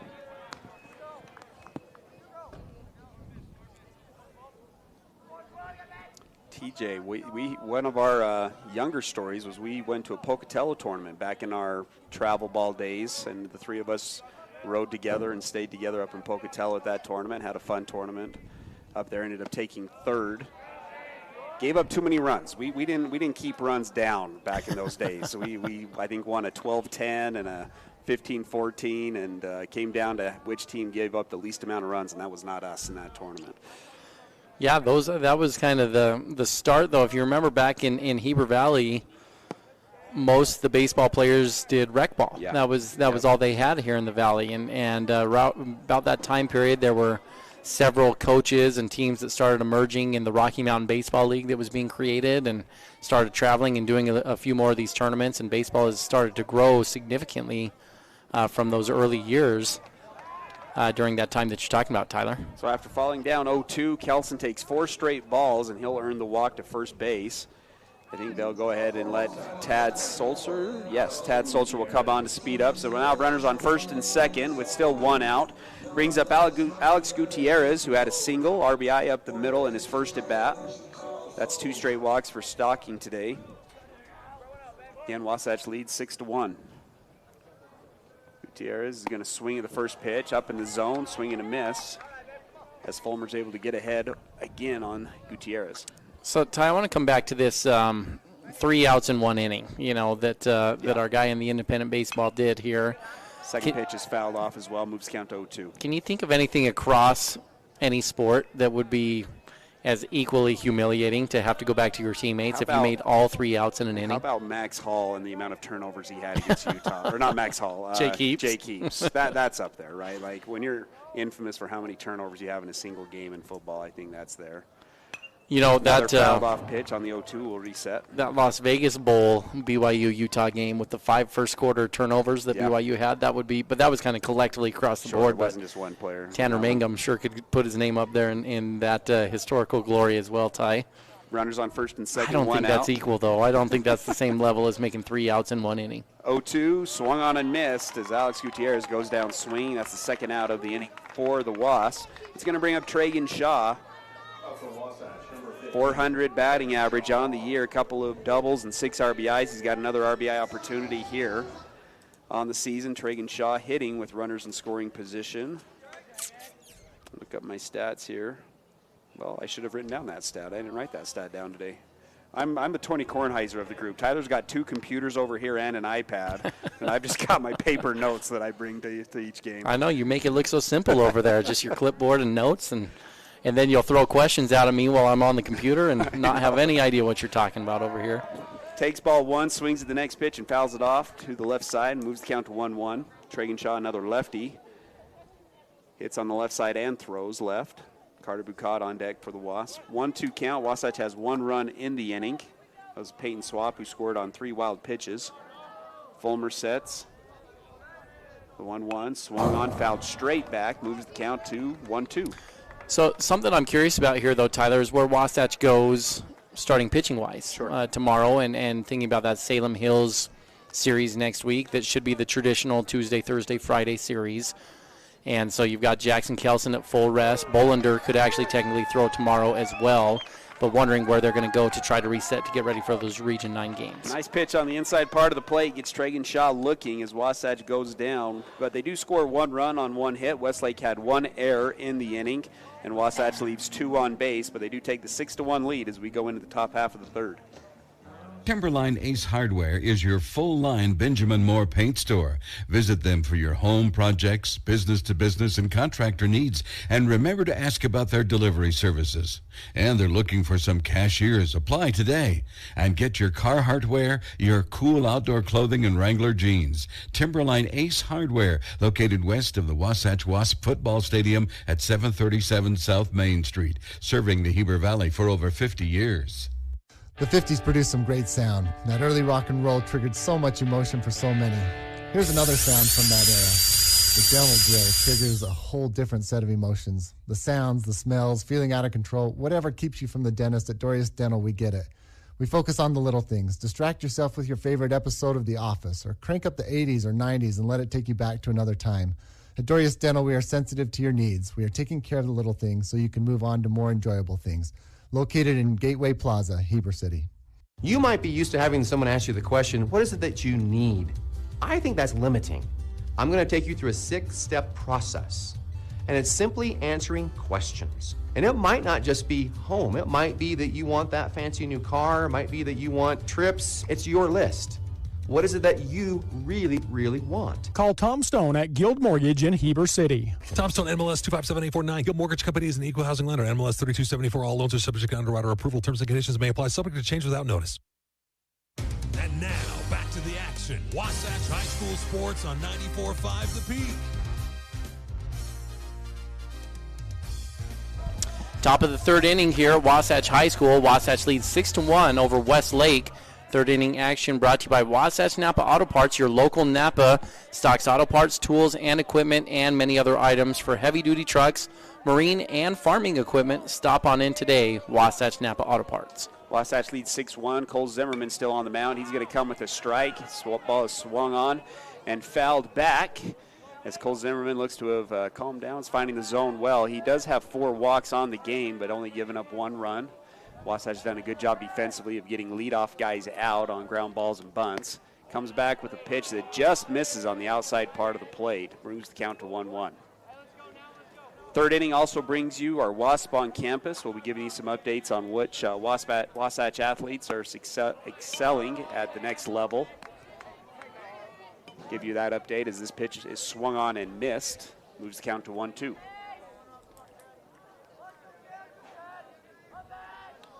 Cole sets, delivers the 1-2 pitch, and off the edge of the plate, moves the count to 2-2. Ty, I'm trying to think of the right way to say this on the radio, and I guess I'm going to say it like this. This is going to be a long year for the Westlake coach over there. This is a team that's not very disciplined. They struggle to throw strikes. They struggle to swing at pitches that are in the zone, it seems like, and so far in the first couple innings, they don't even have a field to practice on. Yeah, and they've got no field to practice on. You may need to tell that story a little bit more with Westlake. They're going to be going to play in a parking lot. Pitch is swung on, and the bat is put out. He goes to right field. Tragenshaw calls off Jag Bluth, settles underneath it, and makes the first out of the inning. As that was the number 3 hitter, Hartle, who grounded out on a bunt in his first at-bat and then pops up to right field here in his second at-bat. It's going to bring up the number 4 hitter, Santa Cruz, a senior. .400 batting average on the year, 2 RBIs. He walked in his first at bat. Yeah, so Westlake, according to Coach Jacobson, I was talking to Wasatch's Coach Jacobson yesterday, and he was talking to the Westlake coach, and they were supposed to be getting a new infield where they take out the grass and level it and grade it, and then they put in a new infield. Not turf, just new. And because of miscommunication, it didn't happen in the off season. Well, this week, for whatever reason, they showed up, and now they don't have an infield. They tore up their field. And so Westlake, I'm not even sure. There's the fields that we coached at, some Super League, you're right, and some younger levels that are there close to Westlake High School, and I'm not sure if there's a high school regulation. 50 at bat with the strike, then ball, and then come back with the strike there. The 1-2 pitch, swung on. It's going to be a ground ball. Jack Bluth, he settles underneath it, throws it over to Jackson Sorensen, and Wasatch has the first 2 outs of the inning on the first 2 batters. It's good to see Cole being successful on the mound, Ty. He's a weapon. If he can throw strikes, he's got decent enough fastball and has got action on that fastball that he can get outs in this league, and that's what Wasatch is in need of, a little bit of some bullpen support for their 3 starters. It's good to see Cole settle down here in the 2nd and 3rd. And a different look from the different side, right? A lefty throwing for Wasatch. They've got a handful of lefties that they can try to throw out there, but they're looking for one that can be effective in relief out of the bullpen. And so these are good innings here. Even if Wasatch kind of starts running away from this one, this is an important game for Cole to continue to develop confidence on the mound. He's going to miss high to the number 5 hitter, Gower. Center fielder, a senior, 133 batting average on the year, walked in his first at bat. Wasatch 2 outs. Pitch is delivered. Gower actually goes for drag bunt action, but it's going to be another ball up in the zone. Brings the count to 3-0. Pretty good crowd here today, Tyler, for Wasatch, looking around the field. Well, if you're not outside right now, you need to go outside because, again, it's rare in April and March where you get days like this. And so I need to hustle back to my car, put the top down. I'm going to ride around in my convertible a little bit, run some errands. Beautiful day. You talked there was a Twitter chain going around a couple years ago of the best venues or best sites at baseball ballparks around the state. And Park City had shared theirs, and Olympus has a really cool one, right, with the mountains right in the background. There can't be much better than what we've got here, Ty. You got a beautiful Mount Timpanogos on a clear day out in right center field. As that pitch is swung on, it's going to be a lazy fly ball behind the first baseman. Jack Bluth's going to come over from the second base position, settle underneath it, and makes the out. As Wasatch gives up no runs, no hits, no errors. Westlake does leave 1 on base, and that's going to do it for the top half, the top half of the 3rd.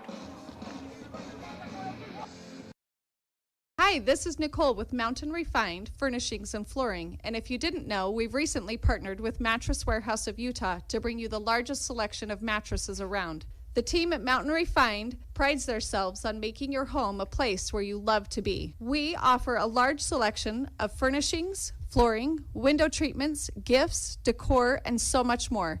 If you haven't been by lately, stop and check it out. You'll be pleasantly surprised. We're located at 480 North Main Street. Heber City Point S is locally owned and operated by Larry Rhodes and Brad Hyatt.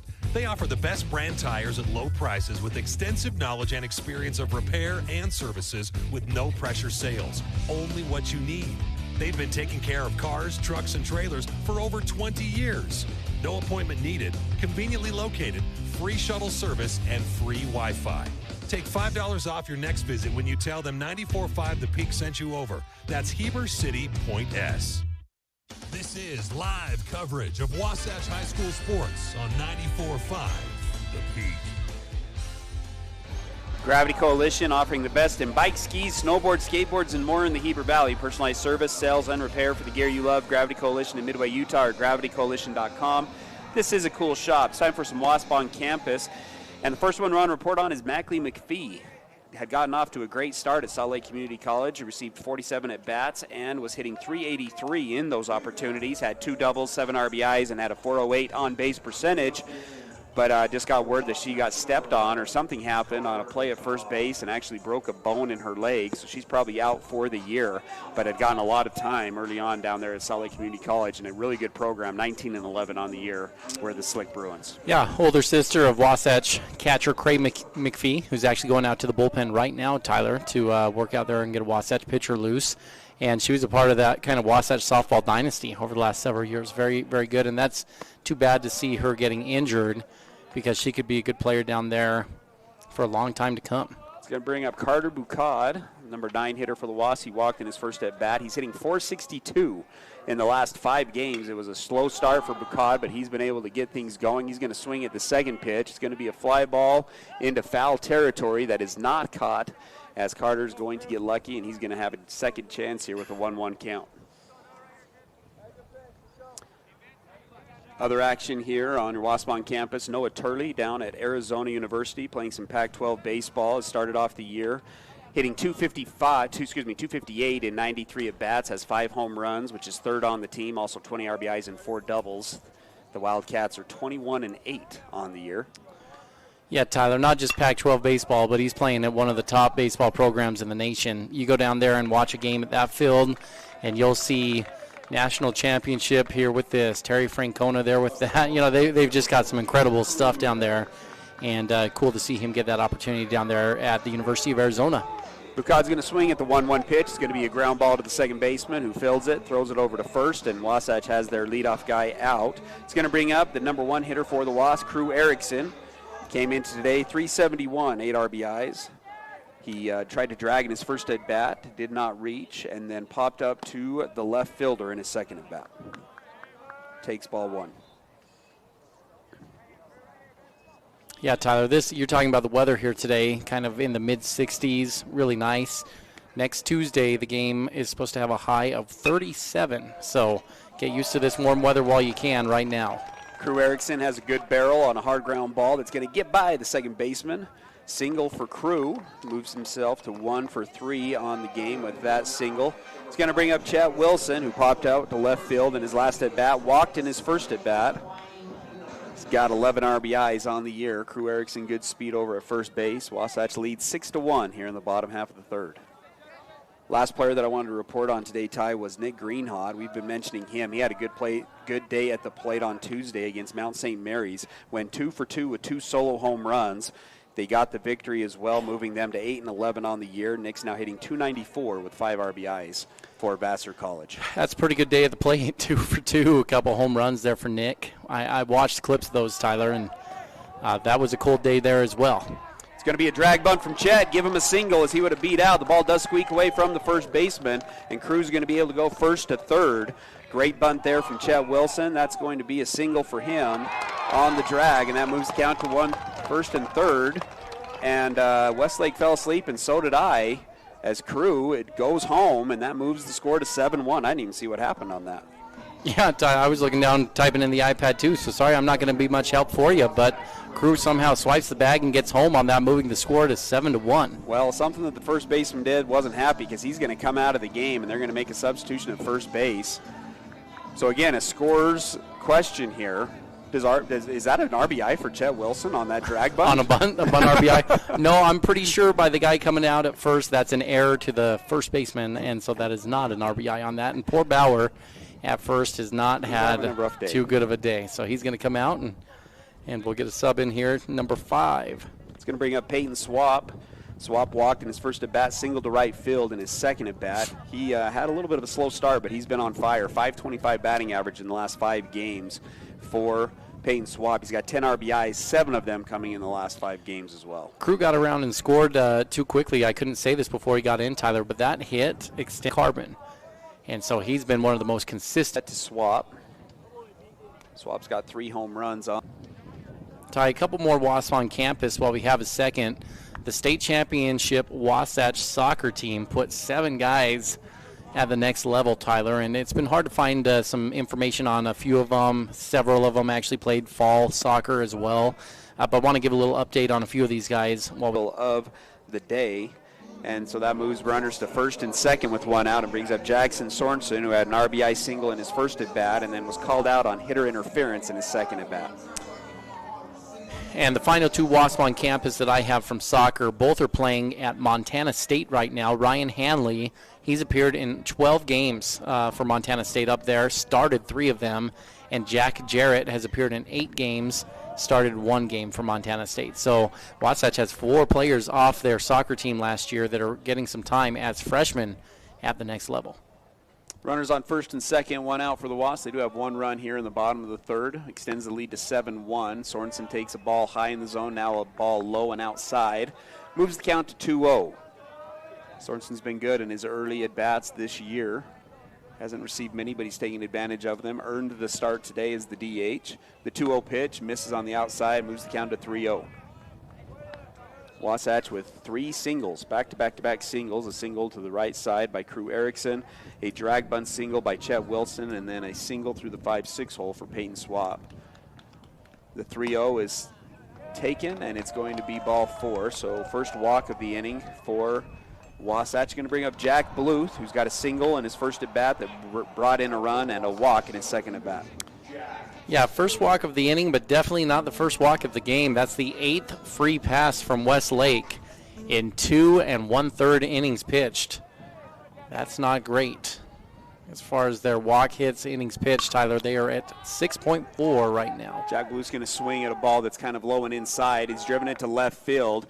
Chet's going to tag and doesn't get there. Oh, no, the ball gets away from the catcher.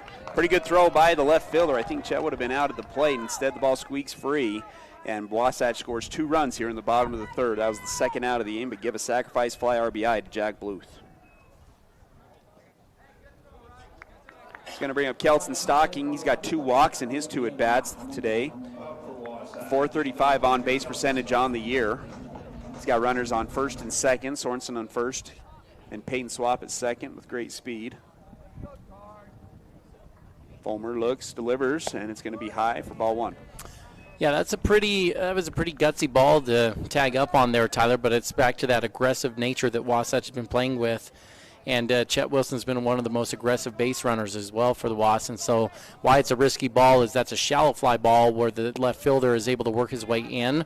There was no retreating. It was all momentum coming in on that ball. And so as you catch that, he's able to get momentum and a throw moving towards home. And that's a hard ball to tag up on. Throw's probably coming from under 225 feet away, which is kind of the line that outfielders mark in high school. That's where you have the chance to throw guys out.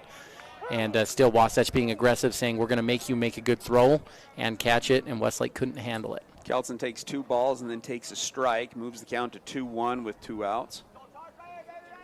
Fulmer sets, takes 1 look, now delivers. Inside, doesn't get the corner, moves the count to 3-1.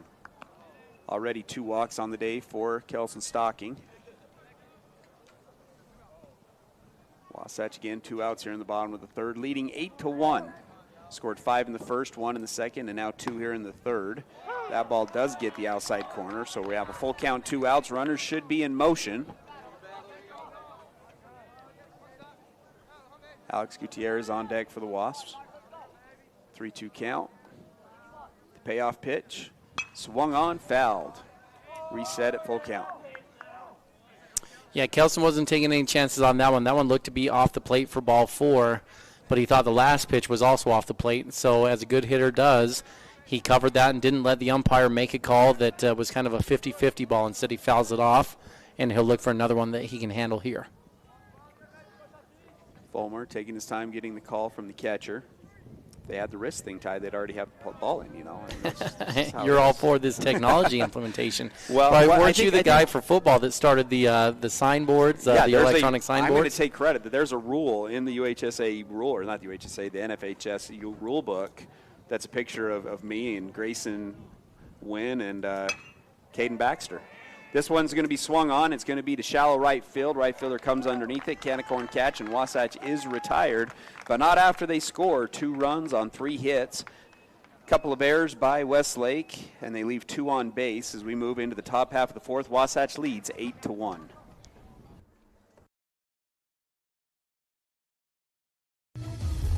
Gucci Goo Barbecue in Heber Valley is a premier barbecue restaurant. You can choose from finger-licking ribs, poppin' andouille sausage, tasty chicken, tender brisket, delicious pork, and yummy street tacos. Friday night dates, take that significant other for the smoked prime rib that melts in your mouth.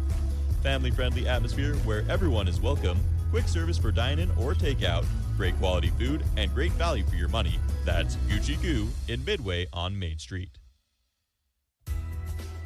Dan Sluga at Wasatch Back Flooring is extending his services to include quality paint products to complete your home remodeling needs. Locally owned and operated, Dan and his team can help you find the right flooring for your home with quality products from Mohawk, Shaw, Target, Godfrey Hirst, and many more. Since 2009, they've been exceeding their customers' needs by helping them select flooring that fits both their lifestyle and budget. They've got you covered at Wasatch Back Flooring and Paints. And now, back to the action. Wasatch High School Sports on 94.5 The Peak.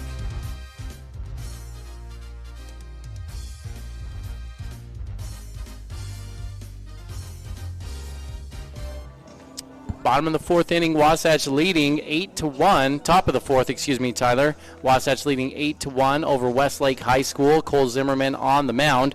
Fourth inning action brought to you by Wasatch Behavioral Health. Wasatch Behavioral Health was founded in 1967 to provide quality mental health care for all individuals within Utah and Wasatch counties. Wasatch Behavioral Health is a comprehensive community behavioral health center. We offer an array of programs and services for children, teens, and adults. That's Wasatch Behavioral Health.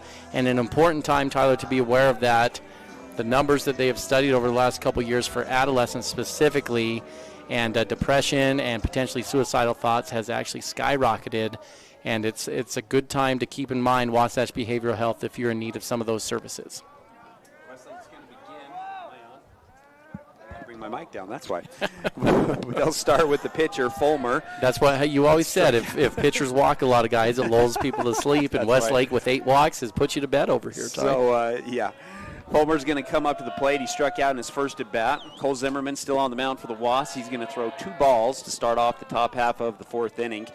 Kind of brings me to what's on my mind, Ty, and I don't want to make light of the situation, but a little bit sarcastically, do you think ESPN is dealing with a little bit of depression right now with the Lakers and LeBron not making the playoffs? I mean, what are they going to do with their coverage?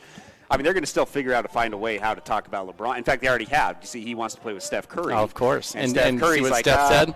No thanks. No thanks. I think I'm all right. Yeah, that's not something I'm interested in. Cole Zimmerman walks his 6th batter of the game as well to lead off this top of the fourth inning. Yeah, Tyler, I've spent some time thinking about this as well. The Lakers, they're the brand, right? And LeBron has been the moneymaker for nearly 20 years for the NBA. So you understand why they're doing it. But I have a hard time. I'm going to shift back over. I know you've always really liked LeBron. But the great ones, Michael Jordan, for example, you put a former MVP on the team, and then what a lot of people are saying is a top 75 guy in Anthony Davis, and you don't even make the playoffs? How can you claim to be the greatest basketball player ever? And we got a ball and play of fielder's choice, Tyler, where Wasatch is going to let Bluth flip over to Bucad to get the lead out. But you answer that to me. You brought it up on what's on your mind. How can you claim to be the greatest player ever? You're playing with a guy who is MVP, who averaged a triple-double. And I know those are empty stats with Russell Westbrook, but he was the MVP of the league. And you throw Anthony Davis on there, and you don't even make the playoffs, and you want to tell me you're the greatest basketball player ever? I don't know if that's a good argument for you if you're LeBron. Michael's making the postseason.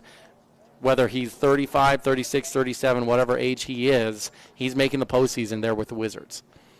No, I agree. I agree 100%. It's a very weird year for the Lakers, especially because you got to assume a great pickoff move from Cole Zimmerman. He'll throw it to Sorensen. Sorensen throws it to Bucad. They'll get the guy at second base, and so after a leadoff walk, Zimmerman gets a ground out to second base, and then with a great pickoff move, gets the runner at first. And just like that, Wasatch has 2 outs with only 2 batters faced. Again, Tyler, I want to credit Jackson Sorensen here. He was kind of our nod for the Point S Tires defensive difference of the game here, coming in, not getting the normal start. And he's been good, Tyler, over there at first base and at the plate. That time he quickly received it and got rid of it. That's a hard play for a first baseman because you're catching it in the base path, and the first baseman has to clear out from where the runner is and deliver a good ball. And not only did he do that, he did it early where Bucad caught that and had all the time in the world to put the tag down. So I'm going to, good move initially from Zimmerman, but Sorensen there really executed at first base to get that out. After 2 balls, Zimmerman delivers. The ball swung on and fouled off. The 2-1 pitch is going to be swung on. It's a backhand play to Bucad. Bucad's not going to be in time on that throw. It's interesting. Bucad was actually moving up the middle, just misread that a little bit, and then he ended up having to come back to his backhand, doesn't get over there in time. And that's going to be, is that going to be a single? That's an infield single, yeah. Because the base runner actually, he had crossed first base by about 4 or 5 steps, Tyler, by the time that ball was delivered. That was going to be a bang-bang play, even if Bucad comes up with that clean in the hole. And so that's going to be an infield single. It's going to bring up the leadoff hitter for Westlake. Right fielder, Junior Smith, have walked and grounded out to first base. Cole Zimmerman lifts the leg, and he's going to deliver low and outside. Jackson Kelson actually pitching a little bit out in the bullpen today. I knew that they were going to try to get, I think, all 3 of their starters innings in these next 2 games. So Kelson kind of bullpen type outings for these guys where you're going to have Jackson Kelson, Casey Anderson, and Jackson Bolander all throw between these 2 games. Jackson Kelson throws today. You keep his pitches, 35, 40, and then he can come back and still pitch on Tuesday. Yeah, and talking to Coach Jacobson, I think the goal would be to stay under 35 pitches for all these guys when they come in relief in those scenarios. And they should be able to, as long as they're throwing strikes. No need to go over 35 pitches. That's really 2 innings worth of work that you can get out of your pitcher. 3-0 count now to the leadoff hitter, Smith, who's in the box. Cole Zimmerman again has thrown 3 2/3 innings, only given up 1 run. Has thrown well for the Wasps. Command's been better, still has 6 walks on the day. 3-0 pitch. It's going to be a step-through move. Or excuse me, it's going to be a pickoff move over to first. Not in time. Good read there by the base runner. Number 1, speed-up guy for the catcher, Anderson. Well, Cole, heard you talking about TJ North earlier, Tyler, and his great pickoff move. He wants to be put in that category. Already picked 1 guy off this inning and coming for a second. Does get the 3-0 pitch in there for a strike down in the count. So that moves the count to 3-1. 2 outs here for the Wasps in the top of the 4th, leading 8-1. They're coming off back-to-back run rule games. They 10-run Maple Mountain 16-3, and then did it again on the next day. So Wasatch not used to playing 7 innings, and they're well on their pace to do it again today against Westlake.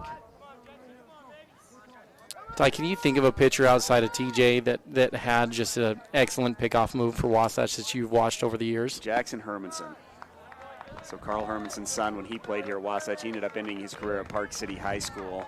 But he had a great pickoff move where he would, we would go over and watch it, and it was just really good lefty move over there to first base. It's going to be ball 4, so Cole Zimmerman, after getting 2 outs, is going to put a single and now a walk. So runners on first and second is going to bring up the number 2 hitter. The freshman Smith comes in hitting .308, did strike out in his last at bat, but did have an infield single in his first. He's going to miss high in the zone for ball 1. So probably Zimmerman, for Zimmerman. Yeah, he's up to 64 pitches right now, Tyler. I think I'd like to imagine the coaches were hoping to get 5 innings out of him. So maybe if you get a ground ball double play here, you're probably going to run him back out there. But, yeah, he's probably getting close here if he's not quick on this inning. Ball's fouled out. Don't need a double play, Ty. You only need 1. They had the pickoff move and the fielder's choice to Jack Bluth in the inning, right? Did I miss one? I thought they had 2 outs. They had the ground ball to the second baseman, then he picked off the guy at first base, right? I believe you're right, but my book is not saying you are right, Tyler, so that's why I'm sitting over here silently stunned. Technology has failed me. Who do you have up at the plate? Smith. 2-1 the count. That doesn't help because there's 2 Smiths in the lineup. Oh, I'm off here, Tyler. 2-1 the count. Again, Wasatch leads 8-1 here in the top of the 4th. Cole Zimmerman's thrown the complete game so far. 3 2/3 innings pitched, only giving up 1 run. That came in the top half of the first. Zimmerman delivers. That ball's a hard ground ball at Bucad. Bucad does a great job of just bodying that thing up. Knocks the ball down, throws it to Jack Bluth, and Wasatch gets out of the inning. No runs on 1 hit. 2 runners are left on base. No errors for the Wasps in the inning. As we move into the bottom half of the 4th, Wasatch leads 8-1. Wasatch Back Grill and Deli is a family-owned and operated business serving great food and customer service in Heber City and Midway for over 7 years. For a burger with kick, try the Firehouse. Have a hankering for some seafood? Try fish and chips. Or try the Mandarin chicken salad. Their homemade recipes, freshly grilled burgers and sandwiches are complemented with unique sauces and homemade sides. They provide the best experience and highest quality food. Stop by today and try their great menu items. As a thank you to teachers, first responders, medical personnel, and military, get 15% off meals all year round. Hi, This is Abby Covarrubias, the Wasatch High School Student Body President. Did you know that parents are the number one reason kids don't drink?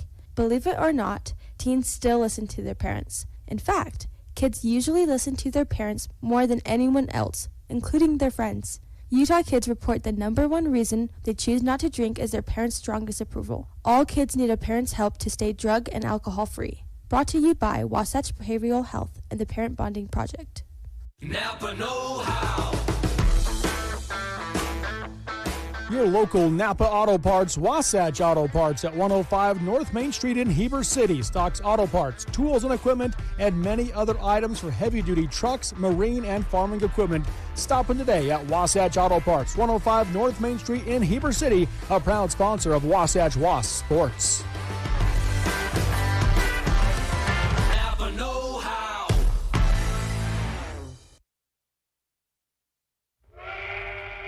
Hi, friend. Are you ready for your next delicious meal? Come to the Dairy King, home of the train, where they're serving the yummiest food to friends and family in the valley. Come in and get a mouth-watering peach shake, peach cobbler shake, or peach raspberry shake. Dairy King, the winner of the Best Estate for 18 years. They're celebrating their 75th anniversary. Bring a picture and a memory of being at Dairy King. Proudly serving the Heber Valley for 75 years. The Dairy King, home of the train, is serving deliciousness daily. Stop in today. This is live coverage of Wasatch High School sports on 94.5 The Peak. Dorius Dental offers no surprises in dental treatment with Dr. Dorius and Dr. Proctor. Let Dorius Dental make your mouth smile. Learn more at DoriusDental.com. Proud sponsors of our scoreboard. Right now, Wasatch leads 8-1. We're in the middle of the fourth inning stretch. As we go into the bottom half of the fourth, Wasatch scored 5 in the first, 1 in the second, and 2 in the third on their way to an 8-1 lead after giving up 1 run in the top of the first. Leading off for the Wasps will be Alex Gutierrez, singled and RBI'd in his first at-bat, struck out in his second. On deck is Tragan Shaw, and in the hole will be Carter Bucad. On the mound once again for Westlake is going to be a new pitcher. It's going to be number 55, Santa Cruz. Santa Cruz on the year has 1 2/3 innings pitched, a 7.5 ERA in that outing.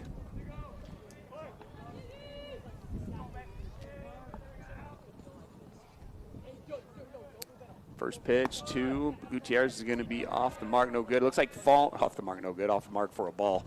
Fulmer looks like he's going to move to first base, and then the first baseman they had has moved over to the third base position.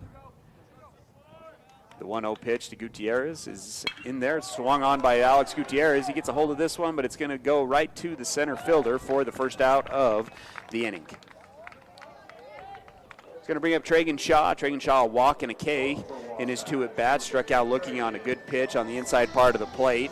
Again, he's been good, though, in his last 5 games. .455 batting average in the last 5 games with a .538 on-base percentage. Jackson Sorensen warming up in the bullpen right now for the Wasps as well. We've seen Jackson Kelson and now Sorensen. Curveball off the plate as well. Moves the count to 2-0.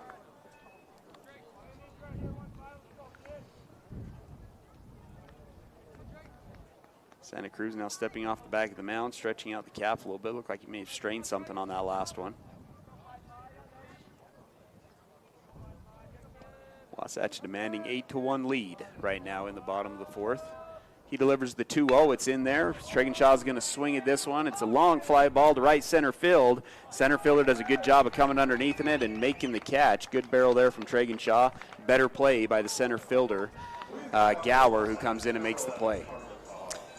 Yeah, it was good coverage from the center fielder there, Tyler. I thought that one had the gap on it. The right fielder certainly did not have the angle, and with a right-handed right fielder coming in to his backhand side, that was going to be a really difficult play. But the center fielder covered a lot of ground on that fly ball and was able to get over and catch that thing with ease. Brings up the number 9 hitter, Carter Bucad, with 2 strikes, nobody on base. Bucad grounded out at the second baseman in his second at-bat, walked in his first at-bat. He's going to take strike 1. .563 on base percentage for Carter in the last 5 games. Playing a solid shortstop as well. Had the last out of the inning in that last inning. The 0-1, a curveball. It's in there for a strike. Moves the count to 0-2. Santa Cruz has a good tight bite on that curveball. Not a lot of speed differential between his fast and curveball, but does get a good bite on the curve. Moving the count to 0-2 with 2 strikes, or 2 outs.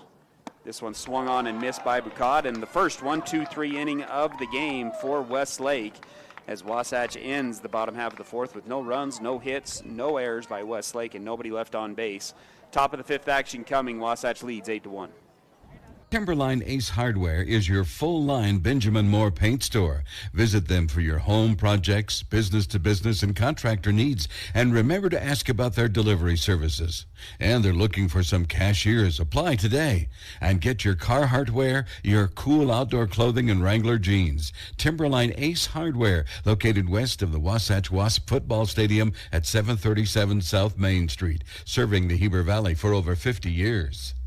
The 50s produced some great sound. That early rock and roll triggered so much emotion for so many. Here's another sound from that era. The dental drill triggers a whole different set of emotions. The sounds, the smells, feeling out of control, whatever keeps you from the dentist at Dorius Dental, we get it. We focus on the little things. Distract yourself with your favorite episode of The Office, or crank up the 80s or 90s and let it take you back to another time. At Dorius Dental, we are sensitive to your needs. We are taking care of the little things so you can move on to more enjoyable things. Located in Gateway Plaza, Heber City. 5, 4, 3, 2. KTMP, Heber City, and live sports coverage with Ty and Ty. Fifth inning action brought to you by Guild Mortgage. Tom Stone at Guild Mortgage and his team will help you find the perfect mortgage that fits your perfect situation. It'll be painless and easy. Pitching change for the Wasps brought to you by Mirror Lake Station. Voted best donuts in Utah. The Mirror Lake Station is your stop for gas, groceries, and goodies. New owners David and Kristen Wade invite you to swing by and say hello this season at Mirror Lake Station in Camas. The pitcher on the mound now for the Wasps, Jackson Sorensen, comes on the mound. Jackson Sorensen on the year, had some time down in St. George. 2 innings pitched, a 10.5 ERA, 2 Ks, no hits. Has yet to give up a hit this year. In his last outing, did ease the moment at that skyline situation, because rather than walking guys, he just decided to plunk them. I mean, that was what he decided. Hit three straight batters and then came out. But Ty, the outing before that was really good. Yes, he came into that Carbon game and was very effective in helping Wasatch get their first win. But scoreboard update, Doctors Dorius and Proctor, take pride in making your mouth smile. For more information, visit DoriusDental.com, and got to shout them out specifically. Tyler, Dr. Dorius had to help my daughter with a little dental emergency that we're still in the midst of, and they just do a fantastic job there. Going to have to get a tooth extracted for my 5-year-old daughter, and she's going to be toothless in that area for the next couple of years, Ty, is what it boils down to. But they do such a good job over there taking care of my kids, and we love going there and supporting them. We'd encourage you to stop on by. Wasatch leading 8-1 right now in the top of the 5th inning over Westlake High School. That is your Dorius Dental scoreboard update. Santa Cruz up for Westlake, currently on the mound, started at third base, had a walk in his first at-bat, ground out to the second baseman. He's going to walk on 4 straight pitches. So after the ground out to the third baseman in the first batter that Sorensen faced, he'll walk Santa Cruz on 4 straight. It's going to bring up Gower. Gower hasn't had many chances here. 2 walks in his 2 at-bats, only hitting 133 on the year. Looked really good out in center field, though, in that last inning. Santa Cruz, an okay lead over at first base. Sorensen delivers with a slide step, goes out of the stretch, and he's going to miss low for ball 1.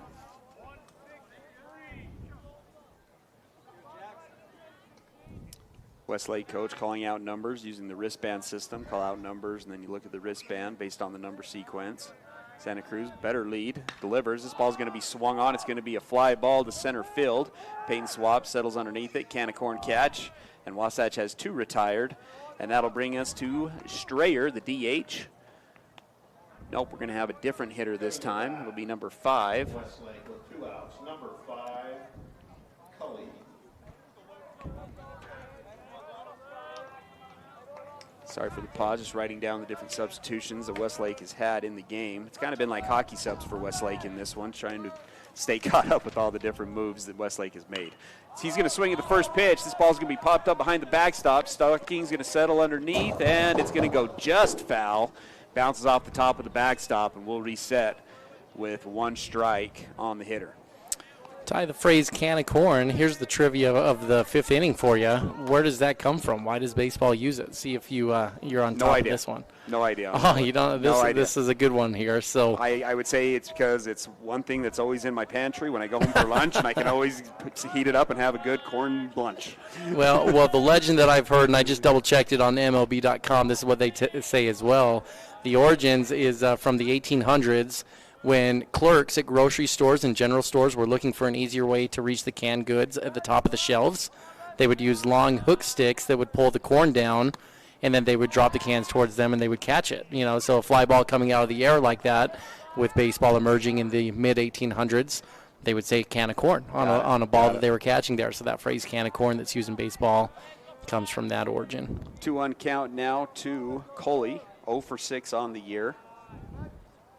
Swings at the 2-1. It's going to be fouled straight back.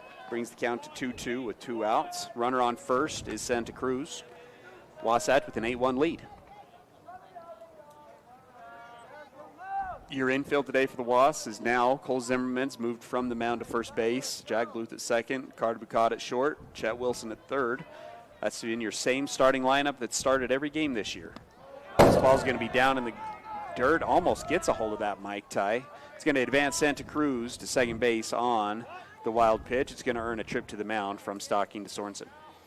Yeah, the catcher, Kelson Stocking there, he was looking for a strikeout pitch with 2 strikes, and he had kind of settled into a low stance there, Tyler, and not into a good secondary blocking position, and expecting the hard fastball on the outside. And when that ball came at only about 56 feet, Kelson just tried to backhand it rather than get up from his low stance and block it, and didn't have a good chance to block that one. Easily allowed the runner to advance. Ball 4 is going to be in there, so that's going to be the second base runner of the inning. So runners on first and second, 2 outs. 2 walks in the inning for Sorensen. It's going to bring up Fulmer. Fulmer has played short, pitched, and now is currently at first base for Westlake, only a sophomore. Does have a .375 batting average and 3 RBIs coming into the year. Right now in this game, a strikeout and a walk in his 2 at-bats. Sorensen sets. 1 look, slide step, bounces another one. Right now everything hitting in front of the plate. Moves the count to 1-0 to Fulmer. 9-9-1 the call from the coach at Westlake. What do you think that is? Take? Steal? No. I don't think it's anything. I think it's a bluff is what it is, Tyler. I think that coach is bored over there, and he's shouting out numbers. two on, 2 outs, and a hitter count. That's go get a fastball here. Swing is what that is. Hard. 2-0 count. 2 outs. Runners on first and second. Sorensen 2 looks, delivers high and inside. It's going to be a back pick. Zimmerman does a good job of handling it before it gets into right field. And now a 3-0 count. Sorensen will reset. Now you're probably taking, right? If you're shouting out numbers, this is not a bad time to take. Pitcher struggling to find the zone. 3-0 count. And it's going to be bounced again. So that moves another walk. 3 walks now for Sorensen. 9 walks on the game now for the Wasps. It's going to earn a trip to the mound from Coach Watkins. Again, Mirror Lake Station. This is a good one because usually if you're getting a trip to the mound, we need a little bit of a sugar spike, right? And so we need to have something to the effect of like a donuts here. I did see that they're having You've got a goodies connection for there, grown-ups. Ty. I know. They're having get those donuts, fired up. They're having goodies for grown-ups at the elementary school, and they are donuts donated by Mirror Lake Station. So I think that's when I get called in instead of the wife to go with the kids to the school. It's hard to find a better treat than that, those Mirror Lake Station donuts. Got to get there early in the morning, though, to get them, Tyler. The word is out that they're the best in Utah donuts. And the key is to call early. Order the day in advance, yes. Right? Let them know we're coming the next in. morning. This is what I want. Yep.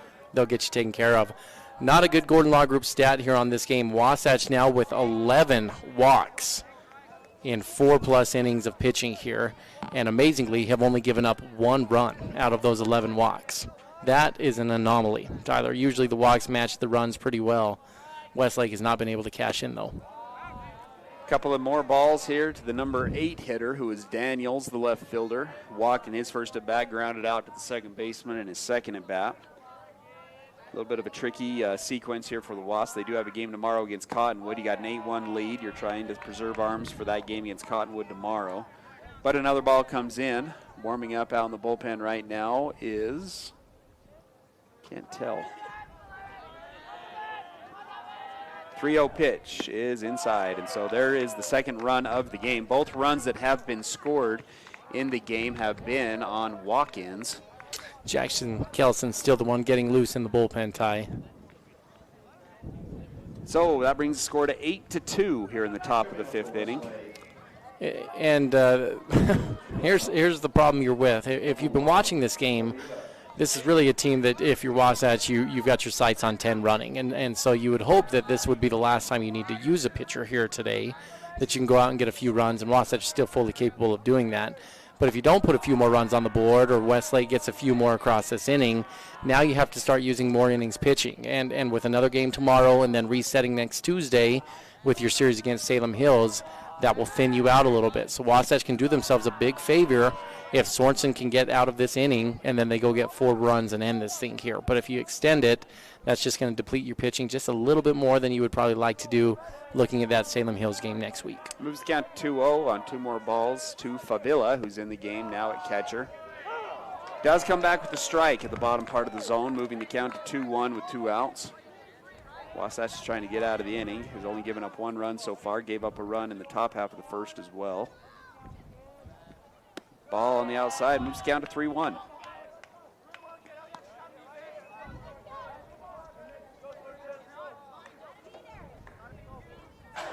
Bases juiced, hitters count at 3-1. Sorensen sets, delivers, and this one's going to go ahead and go off of the shoulder of Favilla, so that's going to bring in yet another run, moving the score to 8-3.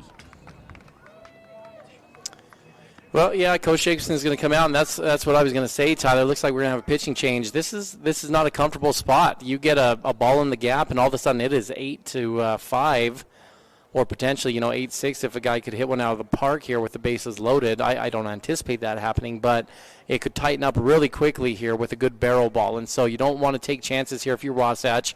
And it looks like the coaches are not. They're going to make a change here and try to tighten this one back up and hold on to what's been a pretty solid lead for the majority of this game. We'll take a break. 8-3 the score in the top of the fifth.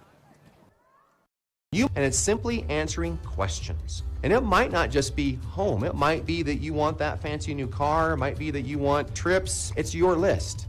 What is it that you really, really want? Call Tom Stone at Guild Mortgage in Heber City. Tom Stone, MLS 257849. Guild Mortgage Company is an equal housing lender. MLS 3274. All loans are subject to underwriter approval. Terms and conditions may apply. Subject to change without notice. Hi, this is Nicole with Mountain Refined Furnishings and Flooring. And if you didn't know, we've recently partnered with Mattress Warehouse of Utah to bring you the largest selection of mattresses around. The team at Mountain Refined prides themselves on making your home a place where you love to be. We offer a large selection of furnishings, flooring, window treatments, gifts, decor, and so much more.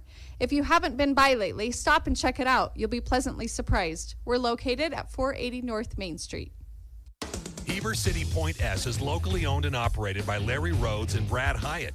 They offer the best brand tires at low prices with extensive knowledge and experience of repair and services with no pressure sales. Only what you need. They've been taking care of cars, trucks, and trailers for over 20 years. No appointment needed, conveniently located, free shuttle service, and free Wi-Fi. Take $5 off your next visit when you tell them 94.5 The Peak sent you over. That's Heber City Point S. 5, 4, 3, 2, 1. KTMP, Heber City, and live sports coverage with Ty and Ty. Jackson Kelson comes into pitch for the Wasps here in the top half of the fifth. Wasatch still with a good lead, 8-3 after 2 runs being scored here in the top of the fifth, both just walking the bases loaded and then walking in a run. Fastball from Sorensen swung on and fouled off. The hitter is the leadoff hitter, Smith, the junior, playing right field today for the Westlake Thunder. Jackson Sorensen's been good on the season. So pull up the stats for Kelson. Sorensen's going to go back to first base, so Cole Zimmerman now out of the game for the Wasps. Let's see. Jackson Kelson, 15 2/3 innings pitched, a 2.68 ERA. That's best on the team. 19 strikeouts in those 15 2/3 innings, 10 walks, 15 hits, and a 1.59 whip. Ball 1 on a fastball that's low, moving the count to 1-1. Kelson sets, finds the glove, delivers, fastball, low and outside, moves the count to 2-1. Base is still loaded here for The Westlake Thunder trying to crawl their way back into this one. 8-1 was the score coming into this inning. Now a couple of runs walked in. Have them in somewhat of striking distance. It's now going to bring the count to 3-1 after another ball. Wasatch bullpen having trouble finding the zone.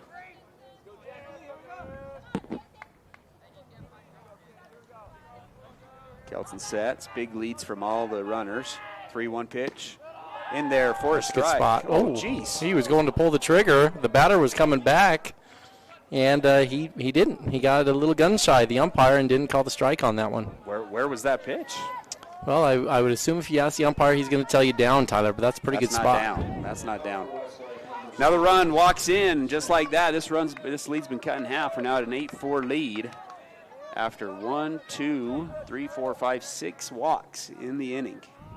High leg kick this time. It's swung on, ground ball to Jack Bluth. He's going to settle underneath it, flip it to Picard, and Wasatch gets out of the inning.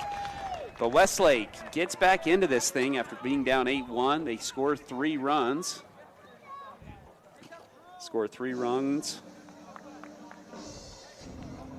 In the inning on no hits, no errors, and they do leave 3 guys on base. It's the top of the lineup up for the Wasps: Erickson, Wilson, and Swapp when we come back.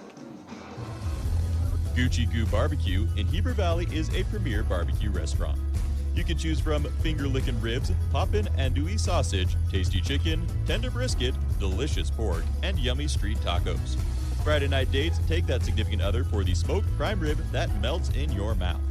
Family-friendly atmosphere where everyone is welcome, quick service for dine-in or takeout, great quality food, and great value for your money. That's Gucci Goo in Midway on Main Street. Dan Sluga at Wasatch Bag Flooring is extending his services to include quality paint products to complete your home remodeling needs. Locally owned and operated, Dan and his team can help you find the right flooring for your home with quality products from Mohawk, Shaw, Target, Godfrey Hirst, and many more. Since 2009, they've been exceeding their customers' needs by helping them select flooring that fits both their lifestyle and budget. They've got you covered at Wasatch Bag Flooring and Paint. This is live coverage of Wasatch High School sports on 94.5 The Peak.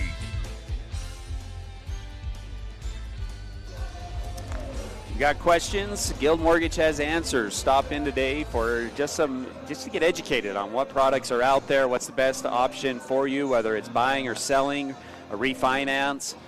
Stop on in to Tom Stone and his team over at Guild Mortgage. Really good. Just not making you feel like you don't know anything, just letting you know that you're not pressured, just educating you on what the best options are for you in a market that's really, really weird right now. That's what I was going to say. Right now you want interest rates. You want some expertise here in Heber Valley with all the craziness that's going on with the market prices, rising interest rates over the last couple weeks. And talk to Tom and Guild Mortgage, and they'll get you taken care of over there. The new pitcher on the mound is Gower. He was the center fielder for Westlake, a senior. Now comes in on the mound. He's got 1 inning pitched on the year. Didn't give up a run in that outing. Again, leading off for the Wasps will be Crew Erickson, leadoff hitter. 1 for 2 on the day. He had a single to right field, and his last at bat ended up scoring. Wasatch currently leads 8-4. It's an 8-1 lead and has been cut down to 8-4 here in the bottom of the 5th. Gower's first pitch goes to the backstop. And the mic tells the story there, doesn't it? The story. On deck for the Wasps will be Chet Wilson, and in the hole, Payton Swapp. All these wild pitches here today, Tyler, and there have been a lot of them. Wasatch has walked, let me get the stats here, 13 batters for Westlake, and Westlake in return has walked 8 batters for Wasatch. In addition to that, Wasatch has also hit 1. So the Wasps have given 14 free passes. Westlake 8. And make it 9 as Crew gets hit by a pitch as I speak, Tyler. So maybe give that one the broadcaster's jinx. But with all those free passes, can you do it? Can you do enough math there? That puts us up to 23 walks and hit by pitches in this game. We were reminiscing a little bit about a game from 2005, I think, with Wasatch, where there was a pitcher named J.T. Wade, your cousin, who had a heck of an arm, right? He threw 90-plus on the mound, and he was a little bit less than accurate on the mound as well, and I don't remember how many in a row. Little hit-and-run action. This ball's elevated by Chet Wilson. Nearly gets it over the center fielder's head, but the center fielder is able to settle underneath it and makes the catch. Crew Erickson is going to hustle back to first base and is able to get back in time.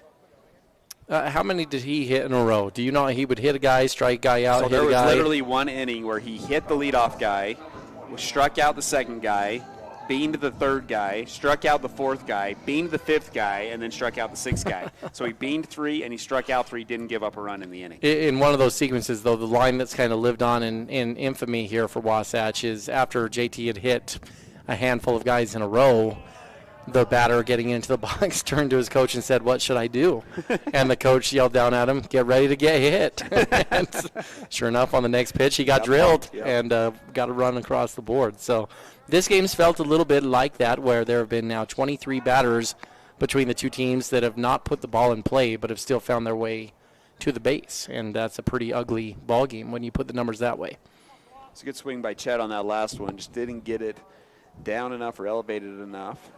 Center field made a good play here. Another hit and run. This time Payton Swapp's going to pop it up in foul territory. Crew's going to have to hustle back to first again, but the ball's going to go out of play as Payton Swapp's going to get a second chance. I bet Payton would like to have that one back, Tyler. That was up just a little bit above the belt, hovering over the middle part of the plate, and that was one that he could have certainly put over the fence, and he just missed it. Moves the count to 1-1, took ball 1, swings at that one, moves the count to 1-1. Crew Erickson on first base got Bean to lead off the inning. Chet lined out to center field, and that's where we sit here in the bottom of the fifth. Pickoff move, not in time. It's been a long game, and giving up those 3 runs, Wasatch now has some work to do if they want to end this one early. Got a game again tomorrow down at Cottonwood High School. Cottonwood, a perennial top 5 team in the state. It'll be a tough game for the Wasps. Crew Erickson, another pickoff move over by the center fielder, now pitcher Gower. Yeah, Ty, let's preview just a little bit here. Cottonwood, that game tomorrow. Wasatch heading down there. Cottonwood is at number 7 in the RPI currently. They lost a game earlier this week, moving their record to 7-4. And so Wasatch will be taking on number 7 Cottonwood. The Wasps are up to number 15 in the RPI. Although that number is going to be misleading because there is a glitch in the computer system where Max Preps has Wasatch at 4-6. And in reality, they're 4-7, so that RPI number for the Wasps is not actually totally accurate. Ball's going to be low and outside. Crew Erickson's going to take off, and he is going to swipe the bag. So 2-1 count with the guy in scoring position for Payton. Ball misses on the outside part of the plate again, moves the count to 3-1. Another stolen base for Crew Erickson. He had 2 in the last game against Maple Mountain. Payton sets. Gower delivers. It's going to be at Payton's head for ball 4. He's going to get by the catcher, and Crew will advance to third base. So now runners on first and third for the now first baseman, Jackson Sorensen. Started the game at first, pitched, and now he's back at first base. On the day, Jackson Sorensen with an RBI single up the middle in his first at-bat, got called out on hitter interference in his second at-bat, and then walked in his third at-bat. Up on deck for the Wasps will be Jack Bluth. Wind looks like it's blowing slightly in from left center. First to third move here from Gower. Doesn't get either runner to go. You know, with that Cottonwood game coming up tomorrow, Tyler, whether Cottonwood's number 7, number 1, number 15, that's always a tough team. I thought it was a good sweep where you were going into the state tournament. Lehigh, well coached, has been a good team in 5A, and Wasatch was able to come away with 2 straight victories to advance to the second round. I thought were good wins for the Wasatch program.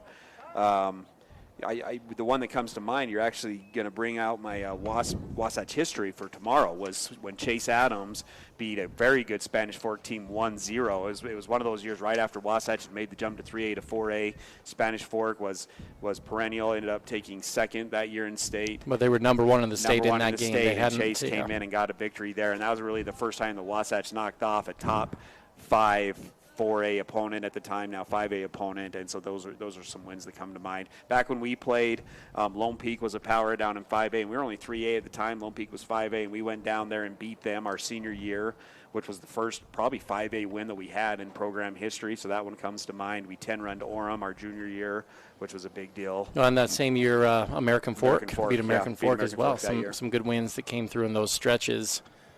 But, you know, it kind of goes in sequences, right, where Juan Diego for a few years was really strong, you know, so beating a Juan Diego in that time period would be a big-time win. Timpanogos during the early 2000s was kind of the And the Timnogan is still solid, but they were the top-tier type team now that you would see from maybe like an American Fork or Lone Peak or those kinds of schools. But Wasatch is putting more and more of those wins on the board, Ty, I guess as we talk about it. A 3-game sweep over Maple Mountain, pretty impressive here for Wasatch to do that. Had Lone Peak beat earlier in this year as the number 1 6A team. That game obviously got away from them in the last inning, but this program is growing and getting stronger and stronger to go up there and compete with some of these bigger schools. Jackson Sorensen's going to walk on 4 straight pitches. On the second pitch, the ball actually got away. Payton Swapp stole second base. The ball got away from the shortstop and went into the outfield. Crew Erickson comes in to score to make the score 9-4. Payton advanced to third.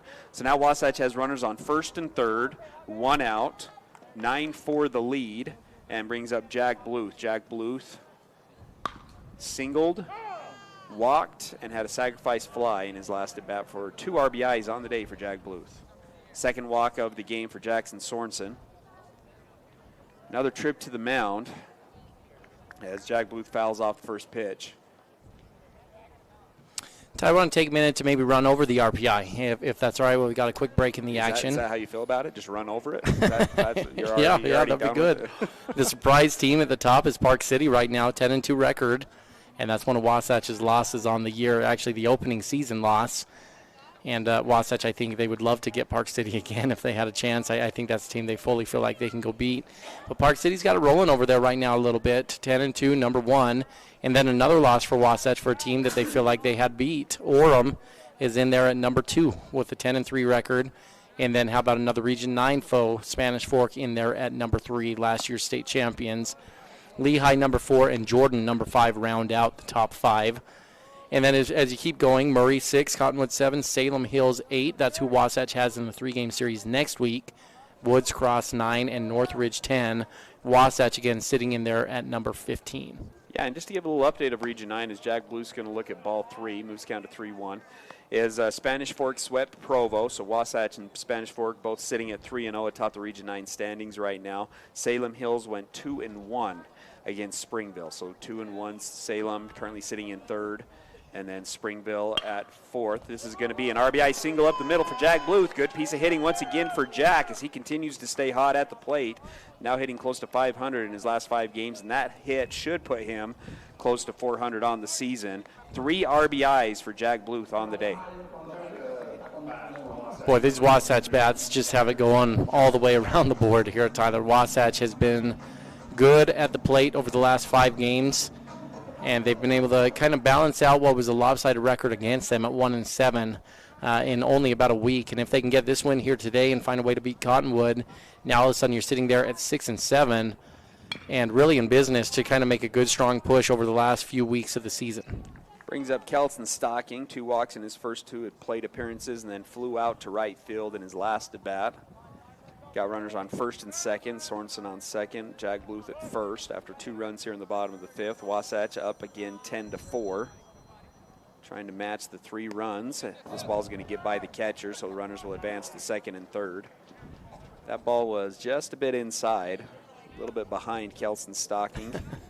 Ty, you say it so casually. I don't think you're painting the picture there. That ball was so inside it was behind Stocking. He had to get the bat around it so he didn't hit it with the backside around his head. Unfortunately, we've seen that a little too often in this ball game, is why I probably say it casually. 1-1 the count with 1 out. Infield comes in for Westlake, playing in on the grass. Ball's up in the zone again, moving the count to 2-1. On deck will be Alex Gutierrez. Had an RBI single in his first at bat. Stocking looking for his first RBI of today. Swings at this one. It's going to be a pop-up in front of the Wasatch dugout. Is it going to get out of play? It doesn't, and Fulmer comes up and makes the play. Good play, or good awareness there, as nobody was covering home. He caught that thing and ran to home. Good job there from the Westlake first baseman, and that's now 2 outs in the inning. Well, let's see if Alex can pick up another good 2-out knock for Wasatch. Over the course of the season, 11 games in, that's been one of the strengths of Wasatch. They've been good with 2 outs to get RBIs across the board, and they've been good with 2 strikes when they're hitting as well. And that speaks volumes here a little bit to the mental strength of this team, that they don't crumble under pressure. They've kind of risen up under pressure to a certain extent at the plate. Love to see Alex come through here again and push this lead back up to an 8-run lead with a knock. Alex Gutierrez takes ball 1. He's got a 2 RBI opportunity here. Good speed by Jack at second base. Second pitch also low, moving the count to 2-0. Tad Solser on deck. Tyler looks like he's going to get his first at bat of the year. It's been speed up for the Wasps. It's been a guy that's kind of a utility guy, little third base, second base, and outfield. 3-0. Looks like he might get an opportunity. He has 3 straight balls here from Gower. He'll pinch hit for Tragan and probably go into right field. Coach Jacobson getting some bench guys, some opportunities here. Second and third, 2 outs, 3-0 count. And he'll take it off the edge of the plate. Walk here for Alex. And that'll bring up Tad Solser. Tad Solser, first varsity at bat of the year, pinch hitting for Tragan Shaw. Shaw on the day, 0 for 2, had a walk in his first at bat, struck out looking, and then flew out to right center field. And that ball was a good hit ball that was caught by the center fielder. It's going to bring yet another trip out to the mound. And right now the coach looks like he's directing a band out there. He's pointing all over the place. You've got 2 players coming off the field, another player coming in from right field. This is going to take a moment. Let's go ahead and take a break. Wasatch leads 10-4, 2 outs, bases loaded here in the bottom of the 5th. Wasatch Back Grill and Deli is a family-owned and operated business serving great food and customer service in Heber City and Midway for over 7 years. For a burger with kick, try the Firehouse. Have a hankering for some seafood? Try fish and chips. Or try the Mandarin chicken salad. Their homemade recipes, freshly grilled burgers and sandwiches are complemented with unique sauces and homemade sides. They provide the best experience and highest quality food. Stop by today and try their great menu items. As a thank you to teachers, first responders, medical personnel, and military, get 15% off meals all year round. Hi, this is Abby Covarrubias, the Wasatch High School Student Body President. Did you know that parents are the #1 reason kids don't drink? Believe it or not, teens still listen to their parents. In fact, kids usually listen to their parents more than anyone else, including their friends. Utah kids report the #1 reason they choose not to drink is their parents' strong disapproval. All kids need a parent's help to stay drug and alcohol free. Brought to you by Wasatch Behavioral Health and the Parent Bonding Project. Napa know-how. Your local Napa Auto Parts, Wasatch Auto Parts at 105 North Main Street in Heber City stocks auto parts, tools and equipment, and many other items for heavy-duty trucks, marine, and farming equipment. Stop in today at Wasatch Auto Parts, 105 North Main Street in Heber City, a proud sponsor of Wasatch Wasps Sports. Napa know-how. 5, 4, 3, 2, 1. KTMP, Heber City, and live sports coverage with Ty and Ty.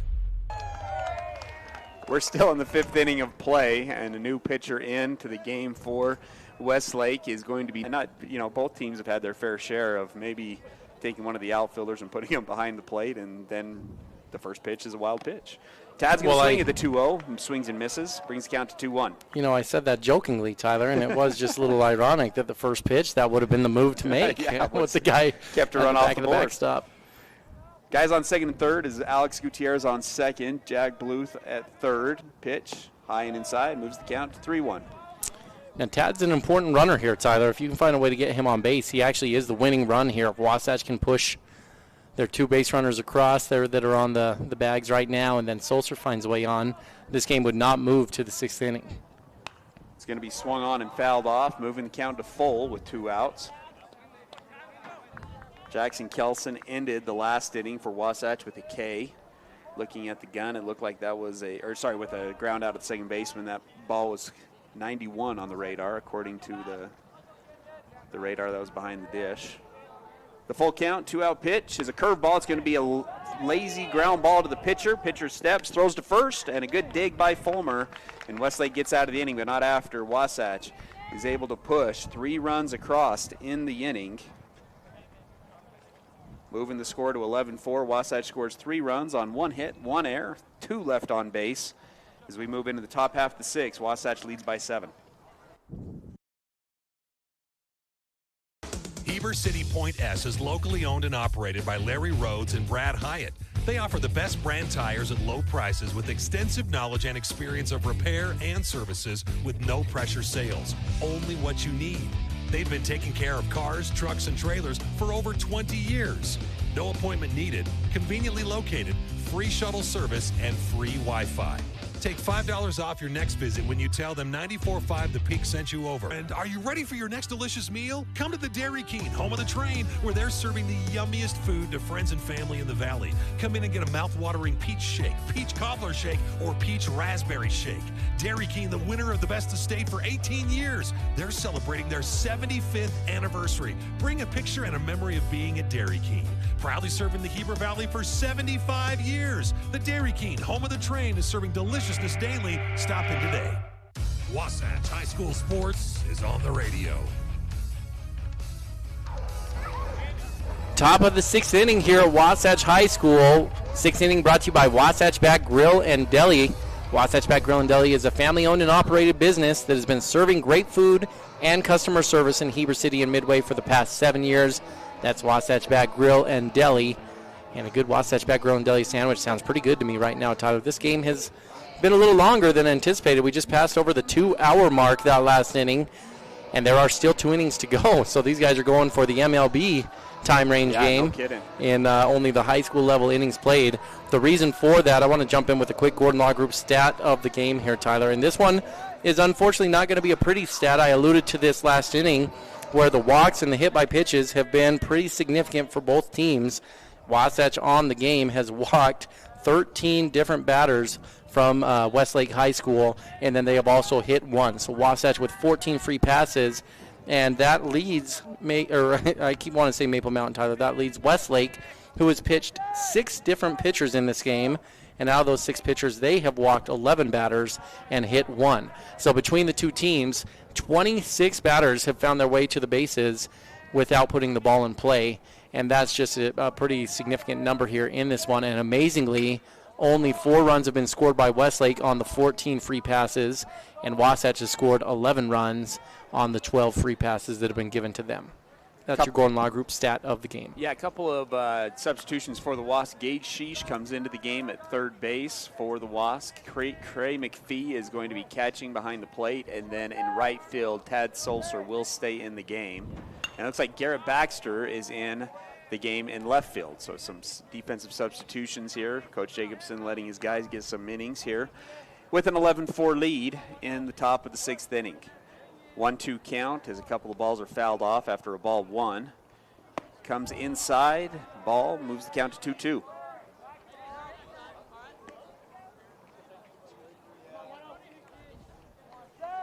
Kelson gets a sign from Cray. Tragan Shaw getting loose out in the bullpen. A little bit of an off speed, gets him swinging.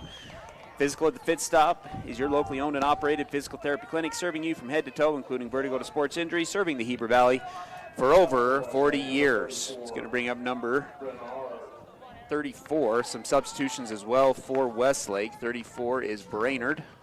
On the year, hasn't had a at-bat, has had some varsity innings on the mound, but this is going to be his first at-bat, and he's going to take a strike 1.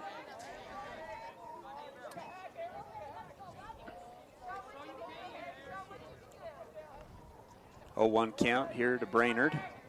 Is delivered, swung on. It's going to be fouled way off to the right side, and Jackson Kelson's up 2 strikes. Kelson definitely on a pitch count. We'll probably see Tragan Shaw come into the mound after this. Jackson Kelson sets, delivers the 0-2, and it's swung on and missed. Back-to-back strikeouts for Jackson Kelson. And Wasatch has 2 outs here in the top of the 6th. Wasatch Physical Therapy and Sports Medicine is your rehabilitation specialist dedicated to your total recovery from sports injuries, auto injuries, industrial, and or commercial injuries. Let Dan Ivey and his team get you back to 100%. Off-speed pitch, swung on and missed. This is going to be the center fielder now, Gower. Gower also pitched on the mound for, I think, 2/3 of an inning. Swings and misses at the first pitch. Misses on the outside, moves the count to 1-1. Jackson Kelson's been really good on the mound for the Wasps this year, as mentioned, as the team best ERA.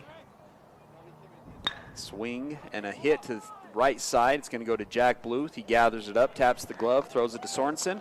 And 1-2-3 as Jackson Kelson comes and retires the side here in the top of the 6th. No runs on no hits, no errors, nobody left on base. 2 Ks for Jackson Kelson in the top half of the 6th. We go into the bottom half of the 6th. Wasatch needs 3 to end this one. The score 11-4.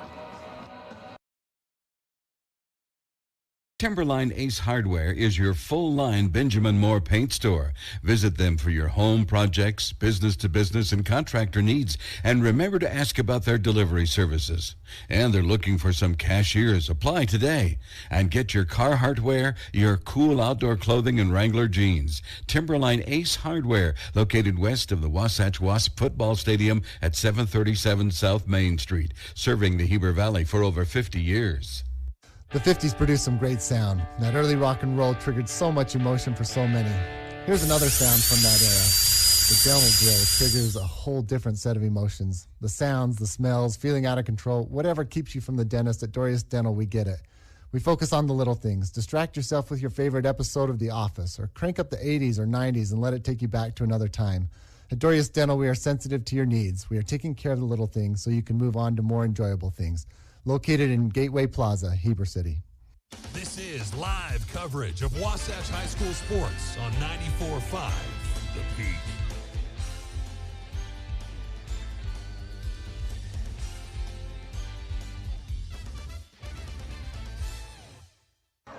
You're listening to Wasatch Baseball, bottom of the 6th inning, brought to you by Gravity Coalition.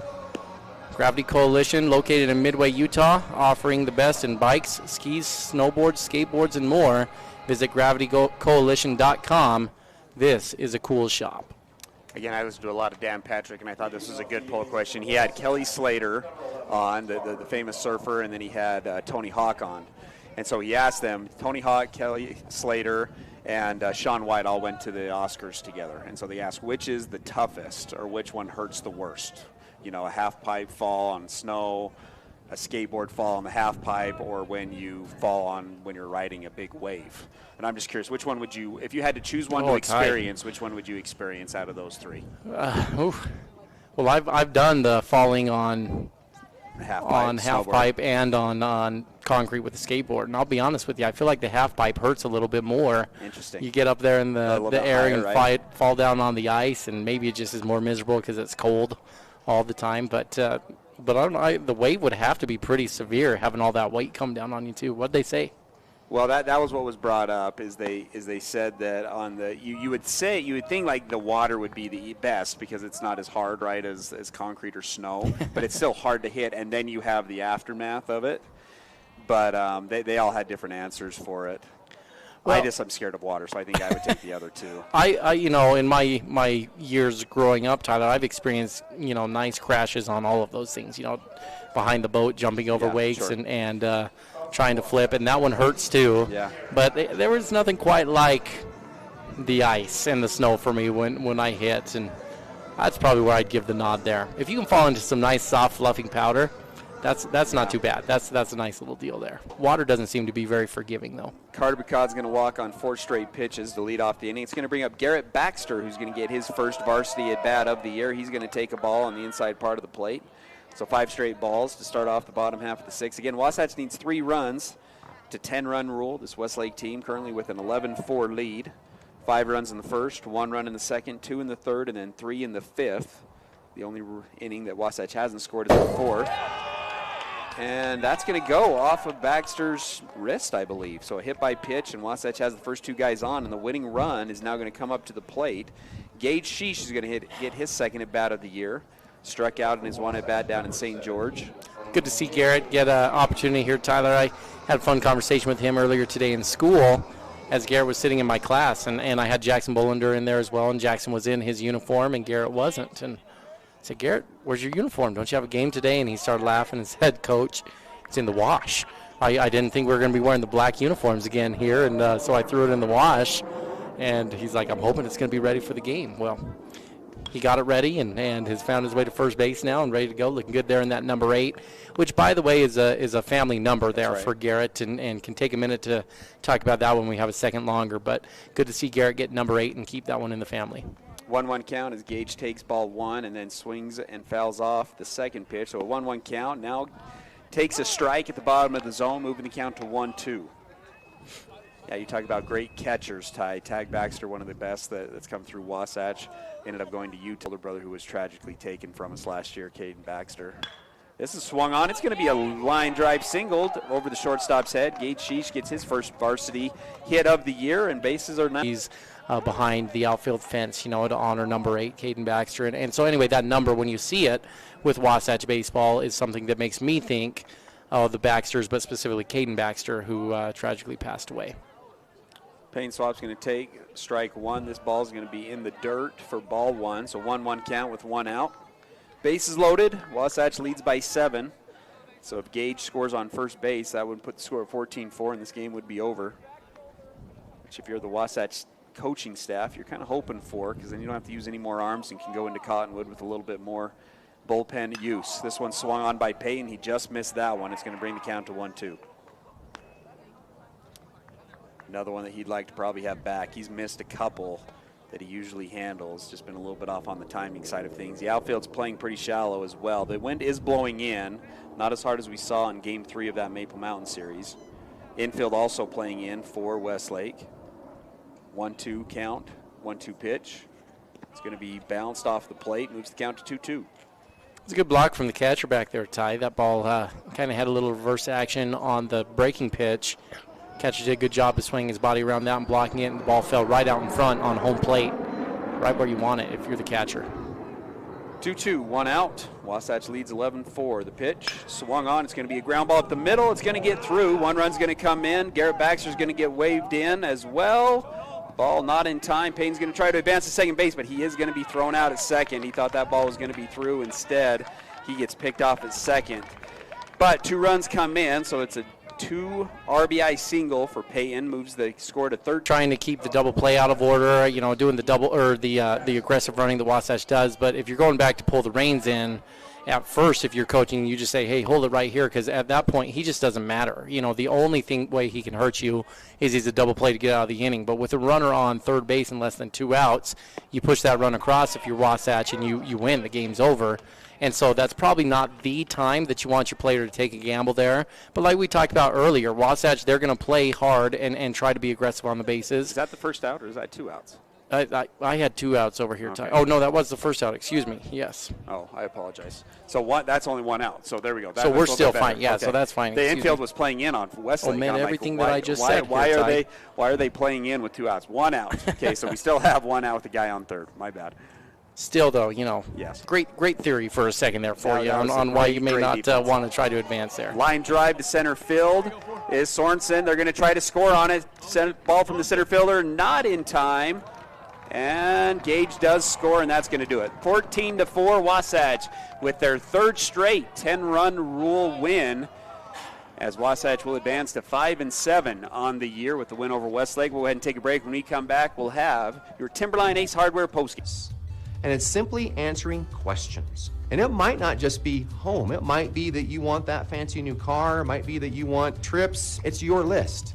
What is it that you really, really want? Call Tom Stone at Guild Mortgage in Heber City. Tom Stone, MLS 257849. Guild Mortgage Company is an equal housing lender. MLS 3274. All loans are subject to underwriter approval. Terms and conditions may apply. Subject to change without notice. Hi, this is Nicole with Mountain Refined Furnishings and Flooring. And if you didn't know, we've recently partnered with Mattress Warehouse of Utah to bring you the largest selection of mattresses around. The team at Mountain Refined prides themselves on making your home a place where you love to be. We offer a large selection of furnishings, flooring, window treatments, gifts, decor, and so much more.